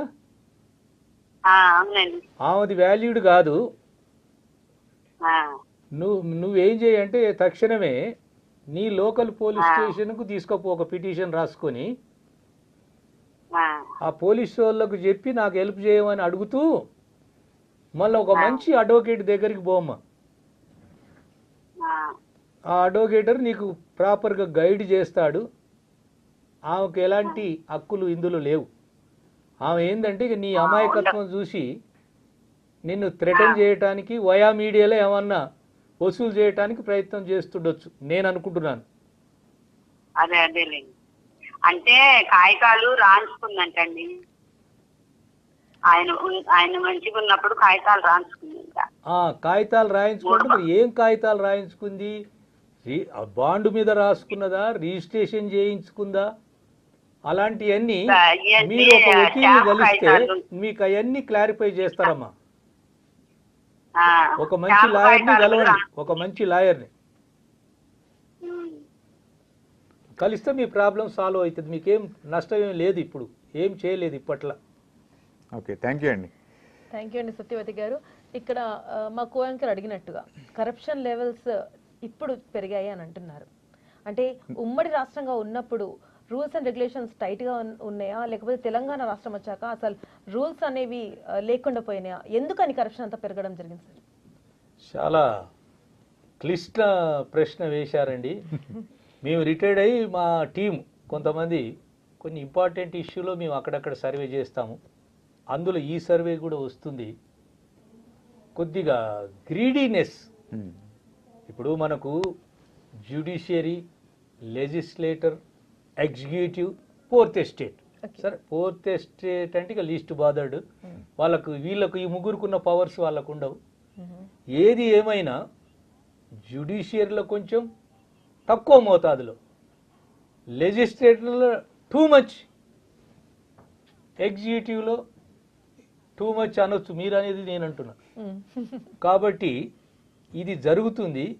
దీనికి గవర్నమెంట్, ఎస్పెషల్లీ మన తెలంగాణ గవర్నమెంటు, సరే గత గవర్నమెంట్లో అందరు నిద్రపోయారు, ఎవరు చేసే పని వాళ్ళు చేసుకుంటూ వెళ్ళిపోయారు. మీకు ఈరోజు అసెంబ్లీలో కూడా ఆ కథలే కోకొల్లలుగా సీరియల్గా వస్తున్నాయి. ఇప్పుడు ఇదంతా సర్వే చేసే నిర్విధాంశం మనం I'm not clear about this. However నేను కూడా being a retired police officer, retired senior police officer, మీరు ఏదైతే అన్నారో ఐ ఫెల్ట్ ది సేమ్. దీనికి ఇప్పుడు వచ్చిన కొత్త గవర్నమెంటు మన రేవంత్ రెడ్డి గారి సీఎం గారి ఆధ్వర్యంలో అన్ని ఏజెన్సీలని ఎంకరేజ్ చేస్తూ వాళ్ళని గైడ్ చేస్తూ మనం గోడు చేస్తే ఎంటబడ్డట్టు అయితే కొద్దిగా మినిమైజ్ ఈ మెనేజ్ ఈ ఈ మాలడిని మనం తగ్గించవచ్చని నేను అనుకుంటున్నాను. నేను ఇచ్చే సలహా కూడా అదే. మరి ఇంకెన్నో ఆసక్తికరమైన విషయాలు సార్ నుంచి తెలుసుకునే ముందు మన ఈ న్యాయ సలహాల షోలో తీసుకున్న ఒక చిన్న break. City vision singing star. Hi అండి, నా పేరు వైడి శ్రీనివాస్, మా అమ్మాయి పేరు వై నాగతేజస్విని. రేపు ఉదయం 10:30 నుండి 12 గంటల వరకు city vision singing stars live ప్రోగ్రాంలో మేము పాటలు పాడడానికి వస్తున్నామండి. మీరు మీ పాటలతో రెడీగా ఉంటారని ఆశిస్తున్నాం. Don't miss. హాయ్ అండి, నేను singer Tejaswini.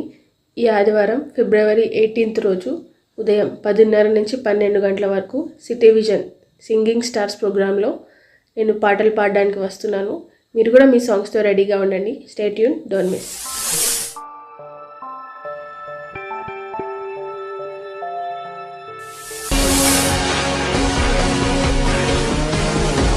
City vision singing star. Hi viewers, Sunday fun day రోజున సిటీ విజన్ మీ ముందుకి తీసుకొస్తున్న ప్రోగ్రామ్స్ గురించి ఒకసారి తెలుసుకుందామా? ఒక వ్యక్తి జీవిత చరిత్ర ఆధారంగా చేసుకుని ఒక సినిమా వస్తే కొత్త కొత్త విషయాలు తెలుసుకునే షోనే ఇది. కథ కాదు. చాలా మంది హీరోయిన్స్ గ్లామర్ పాత్రలకే ప్రాధాన్యం ఇవ్వకుండా సహజంగా నటించే వాళ్ళు కూడా చాలా మంది ఉంటారు. ఈ ముందుకు తీసుకొస్తున్న షోనే టాలీవుడ్ బుట్టబొమ్మ. ఆ ట్రెండింగ్ సినిమాల గురించి తెలుసుకునే కొత్త ట్రెండీ షోనే ట్రెండ్ సెటర్ మూవీస్. ఏం సినిమా చూడాలో అని అయోమయంలో మీరందరూ పడతారు కదా.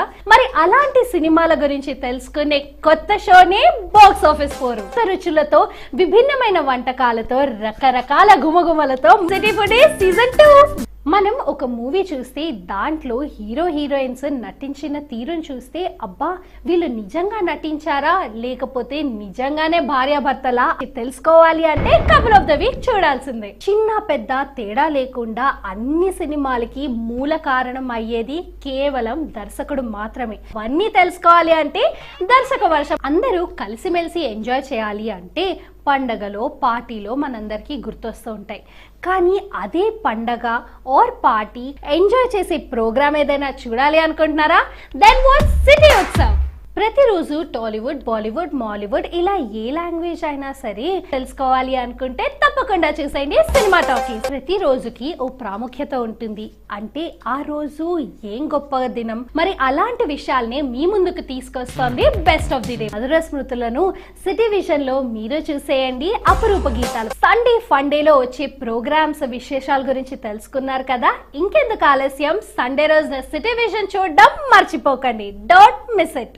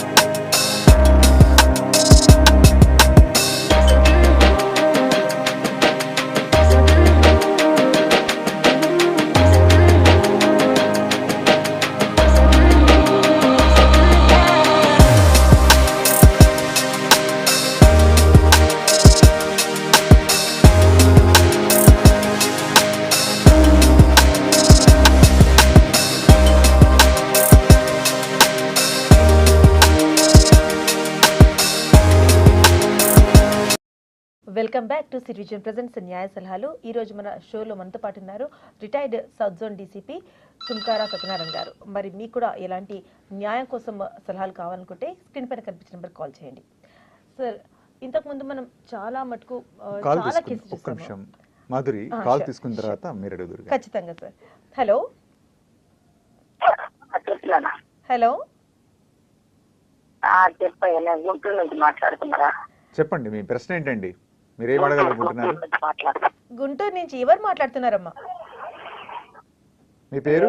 నా పేరు బరీమమ్మ. ఓకే అమ్మా, మీ సమస్య ఏంటో చెప్పండి. నాకు మా గవర్నమెంట్ వాళ్ళు ఇచ్చిన నేను స్థలం కొనుక్కున్నాక కొనుక్కుంటే అది అందులో వేరే సైకిల్గా చేసి అందులో ఇది నాది అని చెప్పి అంటున్నారు. అది నేను రాజకీయ వాళ్ళ దగ్గరికి వెళ్ళి చెప్పిన, కలెక్టర్ గారికి చెప్పిన, లేఅవుట్లు లేవు అంటున్నారు. ఆయన 100 రూపాయలు స్టాంప్ మీద రాపించుకున్న కాగితాలు ఉండి ఆ కాగితాలు చూపించి వాళ్ళు దీపారం కూడా తీసుకున్నాను. అంటే అలాట్మెంట్ దీపారం మాకు ఇచ్చారు, వాళ్ళకి ఇచ్చారు దీపారం. అది ఎలా చేయాలి? ఆయన ఏమంటున్నాడు అంటే ఎంఆర్ఓ గారు అది ఎట్లా తీసుకున్నాడు, మీరు వాళ్ళు కలిసి ఇచ్చారని నేను ఇచ్చాను, నువ్వే ఏదో ఒక రకం చేసుకుంటున్నారు. వీళ్ళేమో రాజకీయ వాళ్ళు సపోర్ట్ తీసుకొని నేను ఒక్కదాన్ని ఎవరు లేదు. దాని కారణంగా మన పిల్లడు కూడా చచ్చిపోయాడు. అది ఎలా చేయాలని అడుగుదా ఉన్నాను. అంటే ఒకటే ప్లాట్ ని ఇద్దరికి అమ్మారు, అంతే కదండి మీ క్వశ్చన్? ఒకటే ప్లాట్ ని ఇద్దరికి అమ్మారు, మీరు కొనుక్కున్నారు, అదే ప్లాట్ ఇంకొకరికి అమ్మారు. కొనలేదు, అమ్మలేదు, నేనే కొనుక్కున్నాను. ఓకే. నేనే కొనుక్కుంటే వాళ్ళు కొంటున్నాను, కానీ దారి ఇచ్చా. దారి ఇస్తే దారిలో అది మాది అని మేము అందులో నడిచాము. అది ఇదని ఆ దారిలో వేసేసి మళ్ళీ నా మీద కేసులు పెట్టి నా మీద గొడవలు పెట్టి నన్నే కొడతాం అట్లా చేస్తున్నారు. చేసి మళ్ళీ దాని దీపారం నాకు ఎట్లో 2003లో ఇస్తే మొన్న 5-6 నెలల నాడు దీపారం తెచ్చిచ్చాడు. ఆ ఎంఆర్ఓ గారు ఏమంటాడు, నేను వాడికి ఇవ్వలేదు, నీకు ఎట్లో 2003లో ఇచ్చాను దీపారం, నేను ఇప్పుడు వాళ్ళ దీపారాలు నేను ఇవ్వలేదు, అది దొంగ దీపారం అయ్యేందుకు అంటున్నాడు. పోలీస్ స్టేషన్కి వెళ్ళి చెప్తున్నాను, దాన్ని ఎంక్వైరీ చేయట్లేదు. ఆ తర్వాత మళ్ళీ ఎంఆర్ఓ లేఅవుట్ తీసుకురా అంటారు, నేను లేఅవుట్ తీసుకెళ్తే సంవత్సరాలు ఇచ్చారు, మళ్ళీ అందులో లేఅవుట్ లేవు అంటున్నారు సార్. ఓకే, అర్థమైందండి సార్. సివిల్ కేసు మీరు చెప్పాలి. ఇదమ్మా నీ అభ్యర్థన చూస్తుంటే చాలా లాంగ్ పెండింగ్ వ్యవహారమే అనిపిస్తుంది. తహసీల్దార్ దగ్గర పోయినామంటున్నావు, పోలీస్ దగ్గర పోయినావు. అయితే నువ్వు ఒక్క పని అమ్మా, లాస్ట్ ఇప్పుడు మీకు ఎల్డర్స్ ఆ గల్లీ పెద్దలు కానీ ఆ చుట్టుపక్కల పెద్దలు కానీ ఇద్దరిని కూర్చోబెట్టి మాట్లాడలేరా? అలా కాని సమక్షంలో వకీల్ దగ్గరికి పోయావా? ఎక్కడన్నా వకీల్ దగ్గరికి పోయావా? పక్కన వాళ్ళు ఆర్ఐ గారు వాళ్ళు వస్తే ఎవరితో అడిగితేను ఆమ్లెట్ అని చెప్పారు. నాదేనా నా పేరు మరింత ఆమ్లెట్ అని చెప్పినా కూడా కదా చేసి వాళ్ళు సచివాలయంలో చెప్పగానే. అయితే ఈ మ్యాటరు బాగా కొంచెం లిటిగేషన్ లాగా ఉన్నది. ఎందుకంటే అది నీకు సరిగ్గా చెప్పలేకపోతున్నావు. అది కాకుండా ఇప్పుడు పోలీసుని అప్రోచ్ అయినావు, రెవెన్యూ అప్రోచ్ అయినావు కాబట్టి దయచేసి ఒక తెలిసిన వకీల్ దగ్గరికి పోమా, ఒక తెలిసిన వకీల్ దగ్గరికి పో. లాస్ట్ గా దగ్గర నుంచి ఇస్తానే ఉన్నాను, ఎల్ఏసీ దగ్గర నుంచి ఎంఆర్ఓ పెడుతున్నా, కలెక్టర్ గారు పెడుతున్నా. ఆఖరికి జగన్ కాల్ కంటే జగన్ కాల్ కలెక్టర్ కూడా ఏం చేయడమ్మా, వకీల్ దగ్గరికి పో. మీరు ఒక లాయర్ని సంప్రదించండి. ఒక లాయర్ దగ్గరికి వెళ్తే లాయర్ సలహా మేరకు మీరు కోర్టులో కేసు వేయాల్సి ఉంటుంది సార్ చెప్పినట్టుగా. సో ఒక మంచి లాయర్ని కలవండి, మీకు న్యాయం జరుగుతుంది. ఒక లాయర్ని కలవండి, మంచి లాయర్ని కలవండి. ఆ లాయర్ కేసు కోర్టులో వేస్తారు, దానికి సంబంధించినటువంటి ప్రొసీడింగ్స్ ఉంటాయి. సో మీరు ఒక మంచి లాయర్ని చూడడం బెటర్ అండి. Thank you. సార్, ఇప్పుడు మనం ఎన్ఆర్ఐ కేసెస్ చూస్తుంటాం సత్యనారాయణ గారు, చాలా చూస్తుంటాం.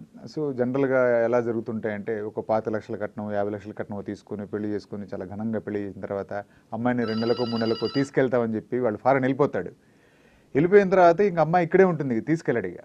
ఇలాంటి కేసెస్ చాలా చూసాం. సో ఇలాంటి కేసెస్లో ఎట్లా వాళ్ళు పోలీస్ స్టేషన్కి వెళ్ళి కంప్లైంట్ చేయాలి, వాళ్ళకి ఎట్లా న్యాయం జరుగుతుంది? అసలు చాలా కేసెస్ ఉన్నాయి. లా అండ్ ఆర్డర్ పోలీస్ స్టేషన్ వాళ్ళు కొంతమంది డైరెక్ట్గా కేసులు కడతారు, వాళ్ళు లేకపోతే వీళ్ళని డైరెక్ట్ చేస్తారు, అడ్వైజ్ ఇస్తారు. ఉమెన్ పోలీస్ స్టేషన్స్ పోయి దరఖాస్తు ఇవ్వమని. ఉమెన్ పోలీస్ స్టేషన్కి పోతే ఆ SHO కేసు రిజిస్టర్ చేశారు. ఏది ఆ క్రియాలిటీ 498A ఆ రిలేటెడ్ సెక్షన్స్ పెట్టి కేసు రిజిస్టర్ చేస్తారు. ఫాలో అప్ యాక్షన్లో డ్యూరింగ్ కోర్స్ ఆఫ్ ఇన్వెస్టిగేషన్లో అందరినీ కూడా మన దగ్గరికి రప్పియచ్చు. కాకపోతే ఇది ఒక టైం కన్జ్యూమింగ్ ఫ్యాక్టర్. న్యాయం జరుగుతుంది, అందరికి న్యాయం చేస్తుండ్రు కదా మన పోలీసు, మన ట్రై కమిషనరేట్స్లో. మాధురి కాల్ తీసుకుందాం. ఖచ్చితంగా సార్. హలో హలో హలో, నమస్తే అండి. ఎవరు మాట్లాడుతున్నారు? హలో నమస్తే అండి, మీ పేరు చెప్పండి. నా పేరు ప్రణవ్ అండి. ప్రణవ్ గారు, ఎక్కడి నుంచి మాట్లాడుతున్నారు? నేను మిర్యాలగూడ నుండి మాట్లాడుతున్నానండి. ఓకే అండి ప్రణవ్ గారు. బట్ నేను చదువుకునేది హైదరాబాద్ లో. ఓకే, సార్తో మాట్లాడదామని చెప్పేసి కాల్ చేశాను. ఖచ్చితంగా అండి, వింటున్నారు, చెప్పండి. Hi sir. సార్ బస్ లో ఒక వారం కిందట నా మొబైల్ పోయింది సార్. అలాగే నాతో పాటు మా ఫ్రెండ్స్ కూడా ముందు మొబైల్ ఎట్లాగే పోతే నేను చాలా ఇష్టంగా కూలి పనికి వెళ్ళి మరి దాన్ని కొనుక్కున్నాను సార్ 10,000ది. అయితే ఎల్బీ నగర్ లో పోయి కేసు వేశాను, కానీ పోలీసులు అంతగా ఏం రెస్పాన్స్ అవ్వట్లేదు. అండ్ నార్మల్ గా ఈమెయిల్ ఐడి అవి తీసుకున్నారు, and mobile number box number తీసుకున్నారు. ఇంకా అంతేగాని ఆ తర్వాత నుండి మొబైల్ దొరికిందా లేదా అన్నది రెస్పాన్స్ ఏం అవ్వట్లేదు. 4-5 సార్లు వెళ్తుంటే ఇంకా కొందరు పోలీసులు అయితే ఇంకేడ దొరుకుతుంది, ఇంకా మర్చిపోవాల్సిందే అంటున్నారు. నాకు చాలా బీద కుటుంబం సార్. నేను అది వర్క్ కి వెళ్ళి కాలేజ్కి వెళ్తూ నేను పనికి వెళ్ళి మరి కొనుక్కున్నాను దాన్ని. ఇప్పుడు ఎట్లా చేయాలి, ఆ మొబైల్ ఎట్లా వస్తుంది అనేది అర్థం కావట్లేదు సార్. బాబు, నీ ప్రాబ్లం నాకు అర్థమైంది. పోలీసు వాళ్ళు కరెక్ట్ లైన్లో ఉన్నారు, ప్రాపర్ లైన్లో ఉన్నారు. నీ విషయంలో నువ్వు మళ్ళీ ఒకసారి ఏం చేయంటే ఇన్స్పెక్టర్ని కలువు. మామూలుగా ఒకసారి బంచ్ దొరుకుతాయి, దొరికినప్పుడు ఎవరి ఫోన్ వాళ్ళకి ఇస్తే, నువ్వు ఈ పర్టికులర్స్ అన్ని నీ దగ్గర తీసుకున్నారు కదా, ఈఎంఐ అన్ని నెంబర్లు అన్ని తీసుకున్నారు కాబట్టి నీకు ఎట్టి పరిస్థితుల్లో న్యాయం జరుగుతుంది. మళ్ళీ ఒకసారి పోయి ఇన్స్పెక్టర్ని కలువు, కలిసి నీ ప్రాబ్లాన్ని మళ్ళీ ఒకసారి రిపీట్గా చెప్పు, రిక్వెస్ట్ చేయి, వాళ్ళు హెల్ప్ చేస్తారు. తన బాధ ఏంటంటే సార్, తను చదువుకుంటూ పార్ట్ టైం జాబ్ చేసుకుంటూ 10,000 రూపాయలు సంపాదించి కష్టపడి ఆ ఫోన్ కొనుక్కున్నాడు. చాలా బాధగా ఉంది, ఎంతో ఇష్టంగా కొనుక్కున్నాడు బీద వ్యక్తి. సో అట్లాంటి ఇది పోలీస్ స్టేషన్కి వెళ్తే ఏం దొరకదులేంటే వాళ్ళు పోలీసులు అంటే కానిస్టేబుల్ అట్లా కొంతమంది అంటుంటారు, వాళ్ళకి రిపీటెడ్గా పోతుంటా అంటే వాళ్ళు కూడా విసుగొచ్చి అన్నారు. బట్ తన బాధ అది. రెస్పాన్సిబిలిటీ. సో ఇలాంటి కేసెస్ ఇప్పుడు ఇతను చేశాడు సార్ మనకు కాలు. ఇలాంటి కేసెస్ చాలా ఉన్నాయి సొసైటీలో, ఫోన్స్ మిస్ అవుతున్నాయి కూడా, దొరుకుతున్నాయి కూడా. బట్ ఇట్లాంటి పోయేటి మాత్రం తెలుస్తుంది కానీ దొరికిటి మాత్రం ఎక్కడ కనిపించట్లేదు. దొరికినాయా లేదా అని కూడా తెలియదు మనకి. సార్, కేసెస్ చూస్తున్నట్లయితే ఇంతకుముందు మాకు యాంకర్ కృష్ణ గారు అడిగినట్లు NRI కేసెస్ ఏ విధంగా ఈ ప్రొసీజర్ వెళ్ళాలి అంటే, బాధితురాలు ఉమెన్ సెల్కి వెళ్ళి కేసు ఫైల్ చేసుకుంటే సరిపోతుందా? అంటే కంట్రీ స్టేట్ నుంచి స్టేట్కే లా చేంజెస్ ఉంటాయి కదా, మరి కంట్రీ టు కంట్రీ అంటే ఇంకా లా చేంజెస్ ఉంటాయి. మరి ఏ విధంగా ఆ లాకి మనం పరిగణించాలి, మరి ఏ విధంగా జరుగుతుంది? ఇందులో ప్రాబ్లం ఏం లేదమ్మా, ఓన్లీ టైం కన్జ్యూమింగ్ ఫ్యాక్టర్ ఇది. ఎఫ్ఐఆర్ చేస్తారు యాజ్ పర్ ప్రొసీజరు. ఇప్పుడు ఈవెన్ ఫుజిటివ్ క్రిమినల్స్ని ఇక్కడ తీసుకున్నట్టుగా ఇప్పుడు అమెరికాలో ఉన్న, అబ్రాడ్లో, లండన్లో ఉన్న, ఎక్కడున్నా వాళ్ళకి కాకపోతే టైం పడుతుంది. అందరినీ మనకి ఇక్కడ రప్పిస్తారు మన పోలీసులు, అంటే అక్కడి నుంచి మళ్ళీ ఇక్కడికి రప్పిస్తారు అనమాట. ఓకే సార్, భార్య భర్తల కేసు అయితే సరిపోయింది, తెలిసిపోయింది, ప్రొసీడింగ్స్ కూడా అర్థమైనాయి సార్. మరి ఒక అమ్మాయి, మనం ప్రీవియస్గా చూసుకున్నట్లయితే ఢిల్లీ అభయ కేసు, అలాంటిదే మనకి ఇక్కడ కూడా జరిగింది భయంకరంగా. మరి ఆ విధంగా చూసుకున్నట్లయితే చాలా మంది శబాష్ అంటే, కొంతమంది మాత్రం తిట్టుకున్నారు. ఇది out of Lana, with in లానా? అంటే తన అడిగేది ఎన్కౌంటర్ గురించి.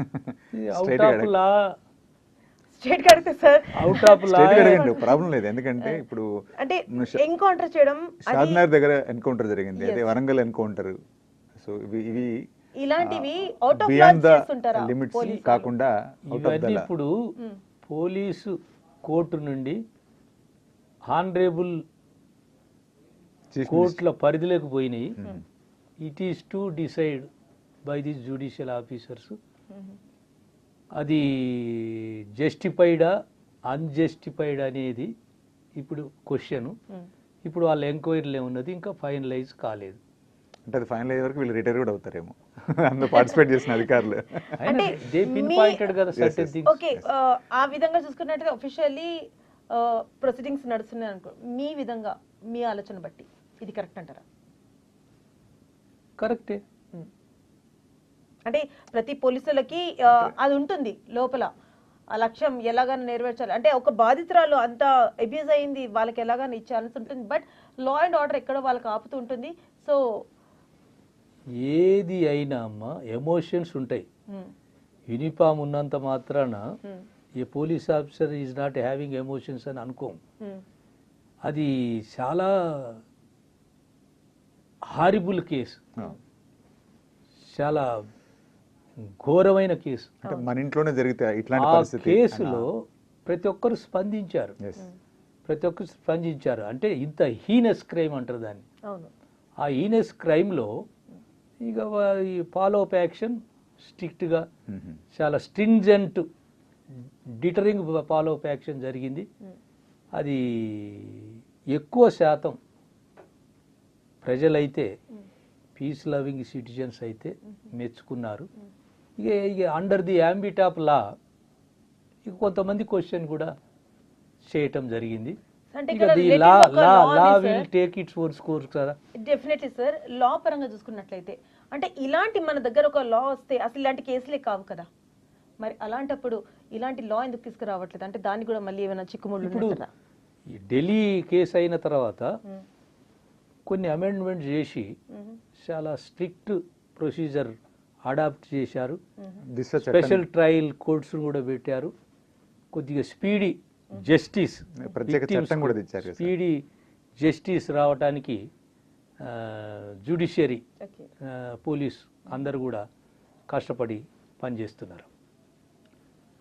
సార్ మరి ఇక్కడ ఎవరో XYZ పర్సన్, బట్ భర్తే క్రూయల్గా, యానిమల్గా బిహేవ్ చేస్తే ఒక వైఫ్ మీద ఒక డౌరీ కేసు ఉండనివ్వండి, అబ్యూజ్మెంట్ ఉండనివ్వండి, ఏదైనా సరే, మరి అలాంటప్పుడు భార్య ఎవరికి అప్రోచ్ అవ్వాలి, ఏ విధంగా అప్రోచ్ అవ్వాలి? ఎందుకంటే మేబీ తనకి ఇంట్లోని హౌస్ అరెస్ట్ చేయడం జరుగుతుండొచ్చు. మరి అలాంటప్పుడు తను ఫోన్ త్రూ ఎవరికన్నా అప్రోచ్ అయ్యే ఛాన్సెస్ ఉన్నాయంటారా? ఏ విధంగా ప్రొసీడింగ్స్ నడిస్తే చెప్పండి. యాజ్ ఆఫ్ నౌ అమ్మ, విత్ ఇన్ ది 4 walls ఈ హింస అనేది జరుగుతున్నప్పుడు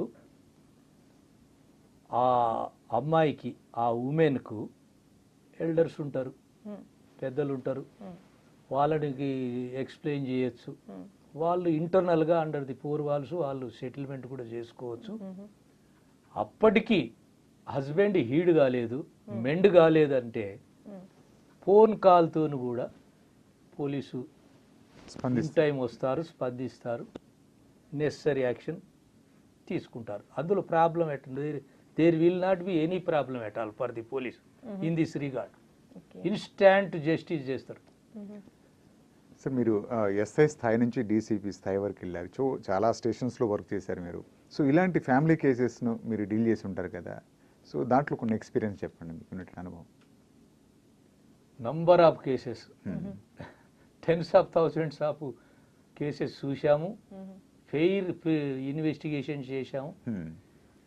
మోస్ట్లీ అంటే మోర్ దాన్ 50% సెటిల్మెంట్ చేసి కూడా మేము డిస్పోజల్ చేశాం. అంటే కోర్టుకి వెళ్ళకుండా డిస్పోజల్ చేశాం. కొన్ని కేసులు రిజిస్టర్ అయినా కూడా డిఎస్పీలకు చెప్పి క్లోజ్ చేయించడం జరిగింది. భార్యాభర్తలు కలిసి ఉంటారన్నప్పుడు ఎందుకు అనవసరంగా drag them into the court అని చాలా కేసెస్ మేము సెటిల్మెంట్ చేశాం. చాలామంది కూడా అప్పుడప్పుడు subsequent period 1 year, 2 year, 3 years కూడా మంచిగా మేము ఇచ్చిన అడ్వైజ్ వాళ్ళు ఫాలో చేసి మంచి కాపురం చేస్తున్నామని కూడా మాకు చెప్పేవారు. మేము సంతోషించేవాళ్ళం. మీకు ఎలాంటి ప్రాబ్లం వచ్చినా కూడా పోలీసుని అప్రోచ్ కావచ్చు, మీ లోకల్ పోలీసుని, మా అడ్వైజ్ కావాలంటే కూడా మేము ఎప్పుడైనా 24 అవర్స్ మేము అడ్వైజ్ ఇస్తానని చెప్తూనే ఉన్నాం. రిటైర్డ్ అయిన మీ దగ్గర నెంబర్ ఆఫ్ కేసెస్ అని చెప్పారు కదా, మరి ఇందులో డెఫినెట్లీ అమ్మాయిలవే ఎక్కువ ఉండొచ్చు, బట్ ఎక్కడో పాపం అబ్బాయిలు కూడా కొంతవరకు అబ్యూజ్ అవుతూ ఉంటారు. అలాంటి ఏమైనా కేసెస్ మీరు హ్యాండిల్ చేశారా? మరి అలాంటివి ఎక్స్పీరియన్స్ మాతో షేర్ చేసుకుంటారా? అప్పుడప్పుడు మామూలుగా అమ్మాయే అబ్బాయితోని బాధింపబడుతుంది అనేది నిర్విధాంశం, అంటే ఫోర్గాన్ కంక్లూజన్ అమ్మ. మనకు అబ్బాయి కూడా రేరెస్ట్ ఆఫ్ రేరు సతాయింపబడతాడు. దానికి కూడా ఈ భార్య బాధితుల సంఘాలన్నీ ఎన్నో వచ్చినాయి. మన వాట్సాప్లో ఈ సోషల్ మీడియాలో చూస్తూనే ఉన్నాం. మాకు వెరీ ఆఫెన్, చాలా తక్కువ అమ్మ, ఇయర్లీ వన్స్ అటువంటి కేసు వచ్చేది. వస్తే వాళ్ళు డినై చేసేవాళ్ళు, ఇదేందండి భర్త భార్య మీద కేసు పెట్టడం ఏంది అని అడిగేవాళ్ళు. అడిగినా కూడా భర్త కూడా హక్కు ఉందయ్యా, మేము మీ భర్త ఇచ్చిన అలిగేషన్స్ని మేము ప్రూవ్ చేయాలన్నా డిస్ప్రూవ్ చేయాలన్నా మేము తెలుసుకోవాలి. ఒకసారి కాకపోతే ఉమెన్ పోలీస్ స్టేషన్ ఇస్తాం రమ్మనండి అని చెప్పి మళ్ళీ ఇద్దరికి సెటిల్మెంట్. అసలు కేసు తీసుకుంటారా సార్? అసలు నమ్ముతారా? ఎందుకంటే జనరల్ గా జరగని పని అది. అదే నేను ఫస్టే చెప్పాను కదా, నమ్మము, కానీ ఎంక్వైరీ చేస్తాం. అంటే డిస్క్రీట్ ఎంక్వైరీ చేస్తాం, ఫీల్డ్ ఎంక్వైరీ చేస్తాం. చేసి రియల్గా బాధితుడు అంటే ఆ అమ్మాయికి వార్నింగ్ అని ఇస్తాం, లేకపోతే వాళ్ళ పేరెంట్స్ని పిలిపిస్తాం, వాళ్ళ పేరెంట్స్తో కౌన్సిలింగ్ చేయిస్తాం. ఇది పద్ధతి కాదు, ఇట్లా మిస్బిహేవ్ కాదు, ఇట్లా చేయొద్దు అని చెప్పటం. వాళ్ళు సెటిల్మెంట్ చేసి ఇద్దరు ఆమికేబుల్గా సెటిల్మెంట్ చేసి వాళ్ళిద్దరూ మంచిగా జీవించాలనేదే మన పోలీసు యొక్క పోలీసింగ్ కదమ్మా. అంతే సార్. మీరు ఈ 33 సంవత్సరాల కెరియర్లో అంటే ఈ పోలీస్ జాబ్ చేస్తున్నప్పుడు అసలు ఈ వృత్తిలోకి ఎందుకు వచ్చామా, ఈ జాబ్లోకి ఎందుకు వచ్చామా అన్న సందర్భాలు ఎప్పుడైనా మీకు ఎదురయ్యా?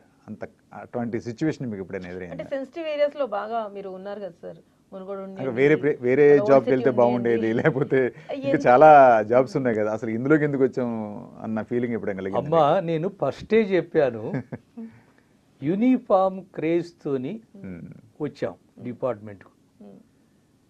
మీరు అడిగిన క్వశ్చన్స్ మంచి క్వశ్చన్.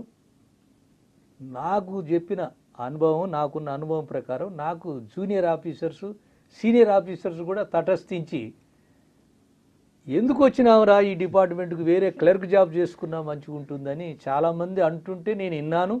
నాతో షేర్ చేసుకుంటే కూడా వాళ్ళకి అడ్వైజ్ ఇచ్చాను, చిన్న వాళ్ళకి అడ్వైజ్ ఇచ్చాను, పెద్దవాళ్ళతో షేర్ చేసుకున్నాను. కానీ నేను అన్ని toughest most complicated places handle చేశానమ్మా. Absolutely there is no exaggeration. నేనైతే మీరు అన్న విధంగా ఎందుకు వచ్చాను ఈ డిపార్ట్మెంట్ కానీ నేను ఎన్నడూ అనుకోలేదమ్మా. సో ఎప్పుడు ఫీల్ అవ్వలే అట్లాగా? I never felt it. Okay, great sir. మరి మీరు ఎప్పుడు ఫీల్ అవ్వలేదు అని అంటున్నారు కదా, ఈ 33 years ఆఫ్ ఎక్స్పీరియన్స్లో మరి మీరు ఎన్ని ఎన్కౌంటర్స్ చేశారు, ఇన్బాక్స్ ఎన్ని చేశారో, అవుట్ ఆఫ్ ద బాక్స్ ఎన్ని చేశారు? యాజ్ పర్ లా పార్టిసిపేట్ చేశానమ్మా. అందులో మాకు జస్టిఫికేషన్ కూడా వచ్చింది. అంటే మనకు అవతలి వాడు బ్యాడ్ హ్యాట్ అని తెలిసినాకనే మేము మీద పడ్డాం, ఎదురు పోరాడుకున్నాం, దాంట్లో మనం గెలిచాం. ఒక 2 ఇష్యూస్లో మాత్రం నేను ఆల్మోస్ట్ ఆల్ చనిపోయేవాడిని. I had miraculous escape. We did for the sake of public. అవి మాకు తర్వాత ఎంక్వైరీలో కూడా ప్యూర్లీ జస్టిఫికేషన్ అని ఇచ్చారు. మాకు there was no problem at all అమ్మా. Great sir. అసలు ఆ ఎస్కేప్ అవ్వడమే గ్రేట్ అనిపిస్తుంది అనమాట. జ్యుడిషియల్ ఎంక్వైరీ వచ్చినప్పుడు స్ట్రిక్చర్స్ పాస్ చేస్తారు, పనిష్మెంట్ కూడా ఇస్తారు. మీరు పేపర్లో చదువుతూనే ఉంటారు. మన త్రూఅవుట్ ఇండియాలో ఒకరికి 10 years ఇంప్రిజన్మెంట్ అని ఇవన్నీ. అరే ది ఆఫీసర్ ఇన్వెస్టిగేషన్ కేసు ఈ హాజ్ బీన్ కన్విక్టెడ్ అని వస్తున్నాయి కదా, చాలా ఇష్యూస్ మనం వినే ఉంటాం వార్తలు. ఎందుకంటే law is law is to everyone among. Yes, true, sir. Nobody is going to contravene. Being a police officer, we don't want to contravene any law. As per law, as per procedure, we discharge our legitimate duty. That's all. Great. That is hard and fast rule. Okay,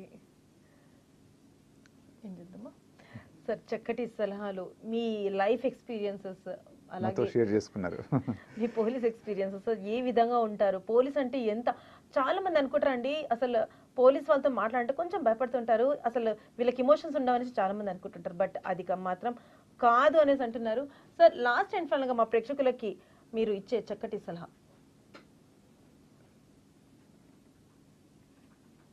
మనమంతా సిటిజన్స్మి, ఒక భారతదేశంలో సిటిజన్స్మి. మనకు door స్టెప్లో అన్ని agencies మనకున్నాయి. మనకు ఎలాంటి problem వచ్చినా కూడా పర్టికులర్ ప్రాబ్లంకు పర్టికులర్ ఏజెన్సీ మన రిస్క్కు రావటం జరుగుతుంది. నేనొక్కటే ఈ మధ్య గత 30 years బ్యాక్ ఉన్న పోలీసింగ్కు ఇప్పుడున్న పోలీసింగ్కు చాలా చేంజ్ కనపడుతుంది. There is much evolution in the procedure of investigation, utilising of gadgets, ఇవన్నీ చూస్తుంటే సైంటిఫిక్ ఇన్వెస్టిగేషన్ కూడా బాగా ఇంప్రూవ్ అయింది. మా టైంలో ఒక మర్డర్ అయింది, అన్నోన్ మర్డర్ అయినప్పుడు ఎక్యూడ్ని పట్టుకోవాలంటే ఎంతో కష్టపడేవాళ్ళం. కానీ ఇప్పుడు టిప్స్లో ప్రతి ఎక్యూడ్ దొరకటం జరుగుతుంది. ఇంకోటి ఏంటంటే ఇన్ఫ్రాస్ట్రక్చర్. మా టైంలో ఇంత ఇన్ఫ్రాస్ట్రక్చర్ లేదు, మా టైంలో ఇంత డివిజన్ ఆఫ్ లేబర్ లేదు. ఎందుకంటే సిసిఎస్, ట్రాఫిక్, సైబర్ క్రైమ్, ఇవన్నీ women wing, law and order wing, ఇవన్నీ so many division of labour అయింది డిపార్ట్మెంట్లో. బాగా ఎక్స్పాన్షన్ అయింది. మనకు ఏ న్యాయం కావాలంటే కూడా ఇన్స్టాంట్గా విత్ ఇన్ నో టైం మన గ్రీవాన్స్ని ఏజెన్సీస్, డిపార్ట్మెంట్స్ రిడ్రెస్ చేయటం జరుగుతుంది. ఏది ఏమైనా మనం మంచిగా ఉంటే, మా చిన్నతనంలో ఊర్లో చెప్పేవాళ్ళు నోరు మంచిదైతే ఊరు మంచిదని చెప్పేవాళ్ళు. అట్లాగే మనం చట్టాన్ని గౌరవిస్తే ఆటోమేటిక్గా మనకు గౌరవం వస్తుంది. మనం చట్టాన్ని చేతిలోకి తీసుకోకపోతే మనం ఎప్పుడు కూడా మనకు జోలికి కూడా ఎవరికి రారు. కాబట్టి ఎప్పుడు కూడా మనం చట్టాన్ని గౌరవిస్తూ మనం చాకచక్యంగా చాలా తెలివిగా ప్రవర్తించినట్టయితే మనకు ఎలాంటి ఈ పోలీస్ ఊసు, జ్యుడిషియల్ ఊసు మన దగ్గరికి రావని నేను భావిస్తున్నాను. ఇంకొకటి, ఒకసారి మనం ఆ యూత్ను అబ్జర్వ్ చేసినట్లయితే గతంలో అంత ఫ్రెంజీడ్ యూత్ ఉండేవాళ్ళు, చాలా ఎమోషనల్ ఉండేవాళ్ళు. వాళ్ళు ఏదైనా ఒక హీనియస్ క్రైమ్, ఒక బిగ్ క్రైమ్ చేయటానికి వెనకాడేవారు కాదు. ఇప్పుడు మాత్రం బై వర్ష ఆఫ్ ఎడ్యుకేషన్, ఇంకా ఎడ్యుకేషన్ కూడా ఇంకా పెంచాలి. ఇల్లిటరేసీ అనేది ఉంచొద్దు, రూపు మాపాలి. మనకు ఆటోమేటిక్గా ఈ చట్టానికి గౌరవం ఉంటుంది, పోలీసింగ్ బాగుంటుంది, జ్యుడిషియరీ బాగుంటుంది, అన్ని ఏజెన్సీస్ బాగుంటాయని నేను భావిస్తున్నాను. Thank you sir. మీ చాలా విలువైన సమయాన్ని కేటాయించి మా స్టూడియోకి విచ్చేసి చాలా మంచి సలహాలు, సూచనలు అందించారు మా ప్రేక్షకుల కోసం. Thank you very much. Me retirement life మంచి సంతోషకరంగా జరగాలని కోరుకుంటున్నాము మా సిటీ విజన్ తరఫున, మా యాజమాన్యం తరఫున, మా సిబ్బంది తరఫున. Thank you very much sir. Thank you. So చూసారు కదండి, ఈరోజు మన షో న్యాయ సలహాలు. మరో షోలో మరో న్యాయ సలహాలతోటి మళ్ళీ మీ ముందుకుంటాం. నమస్కారం.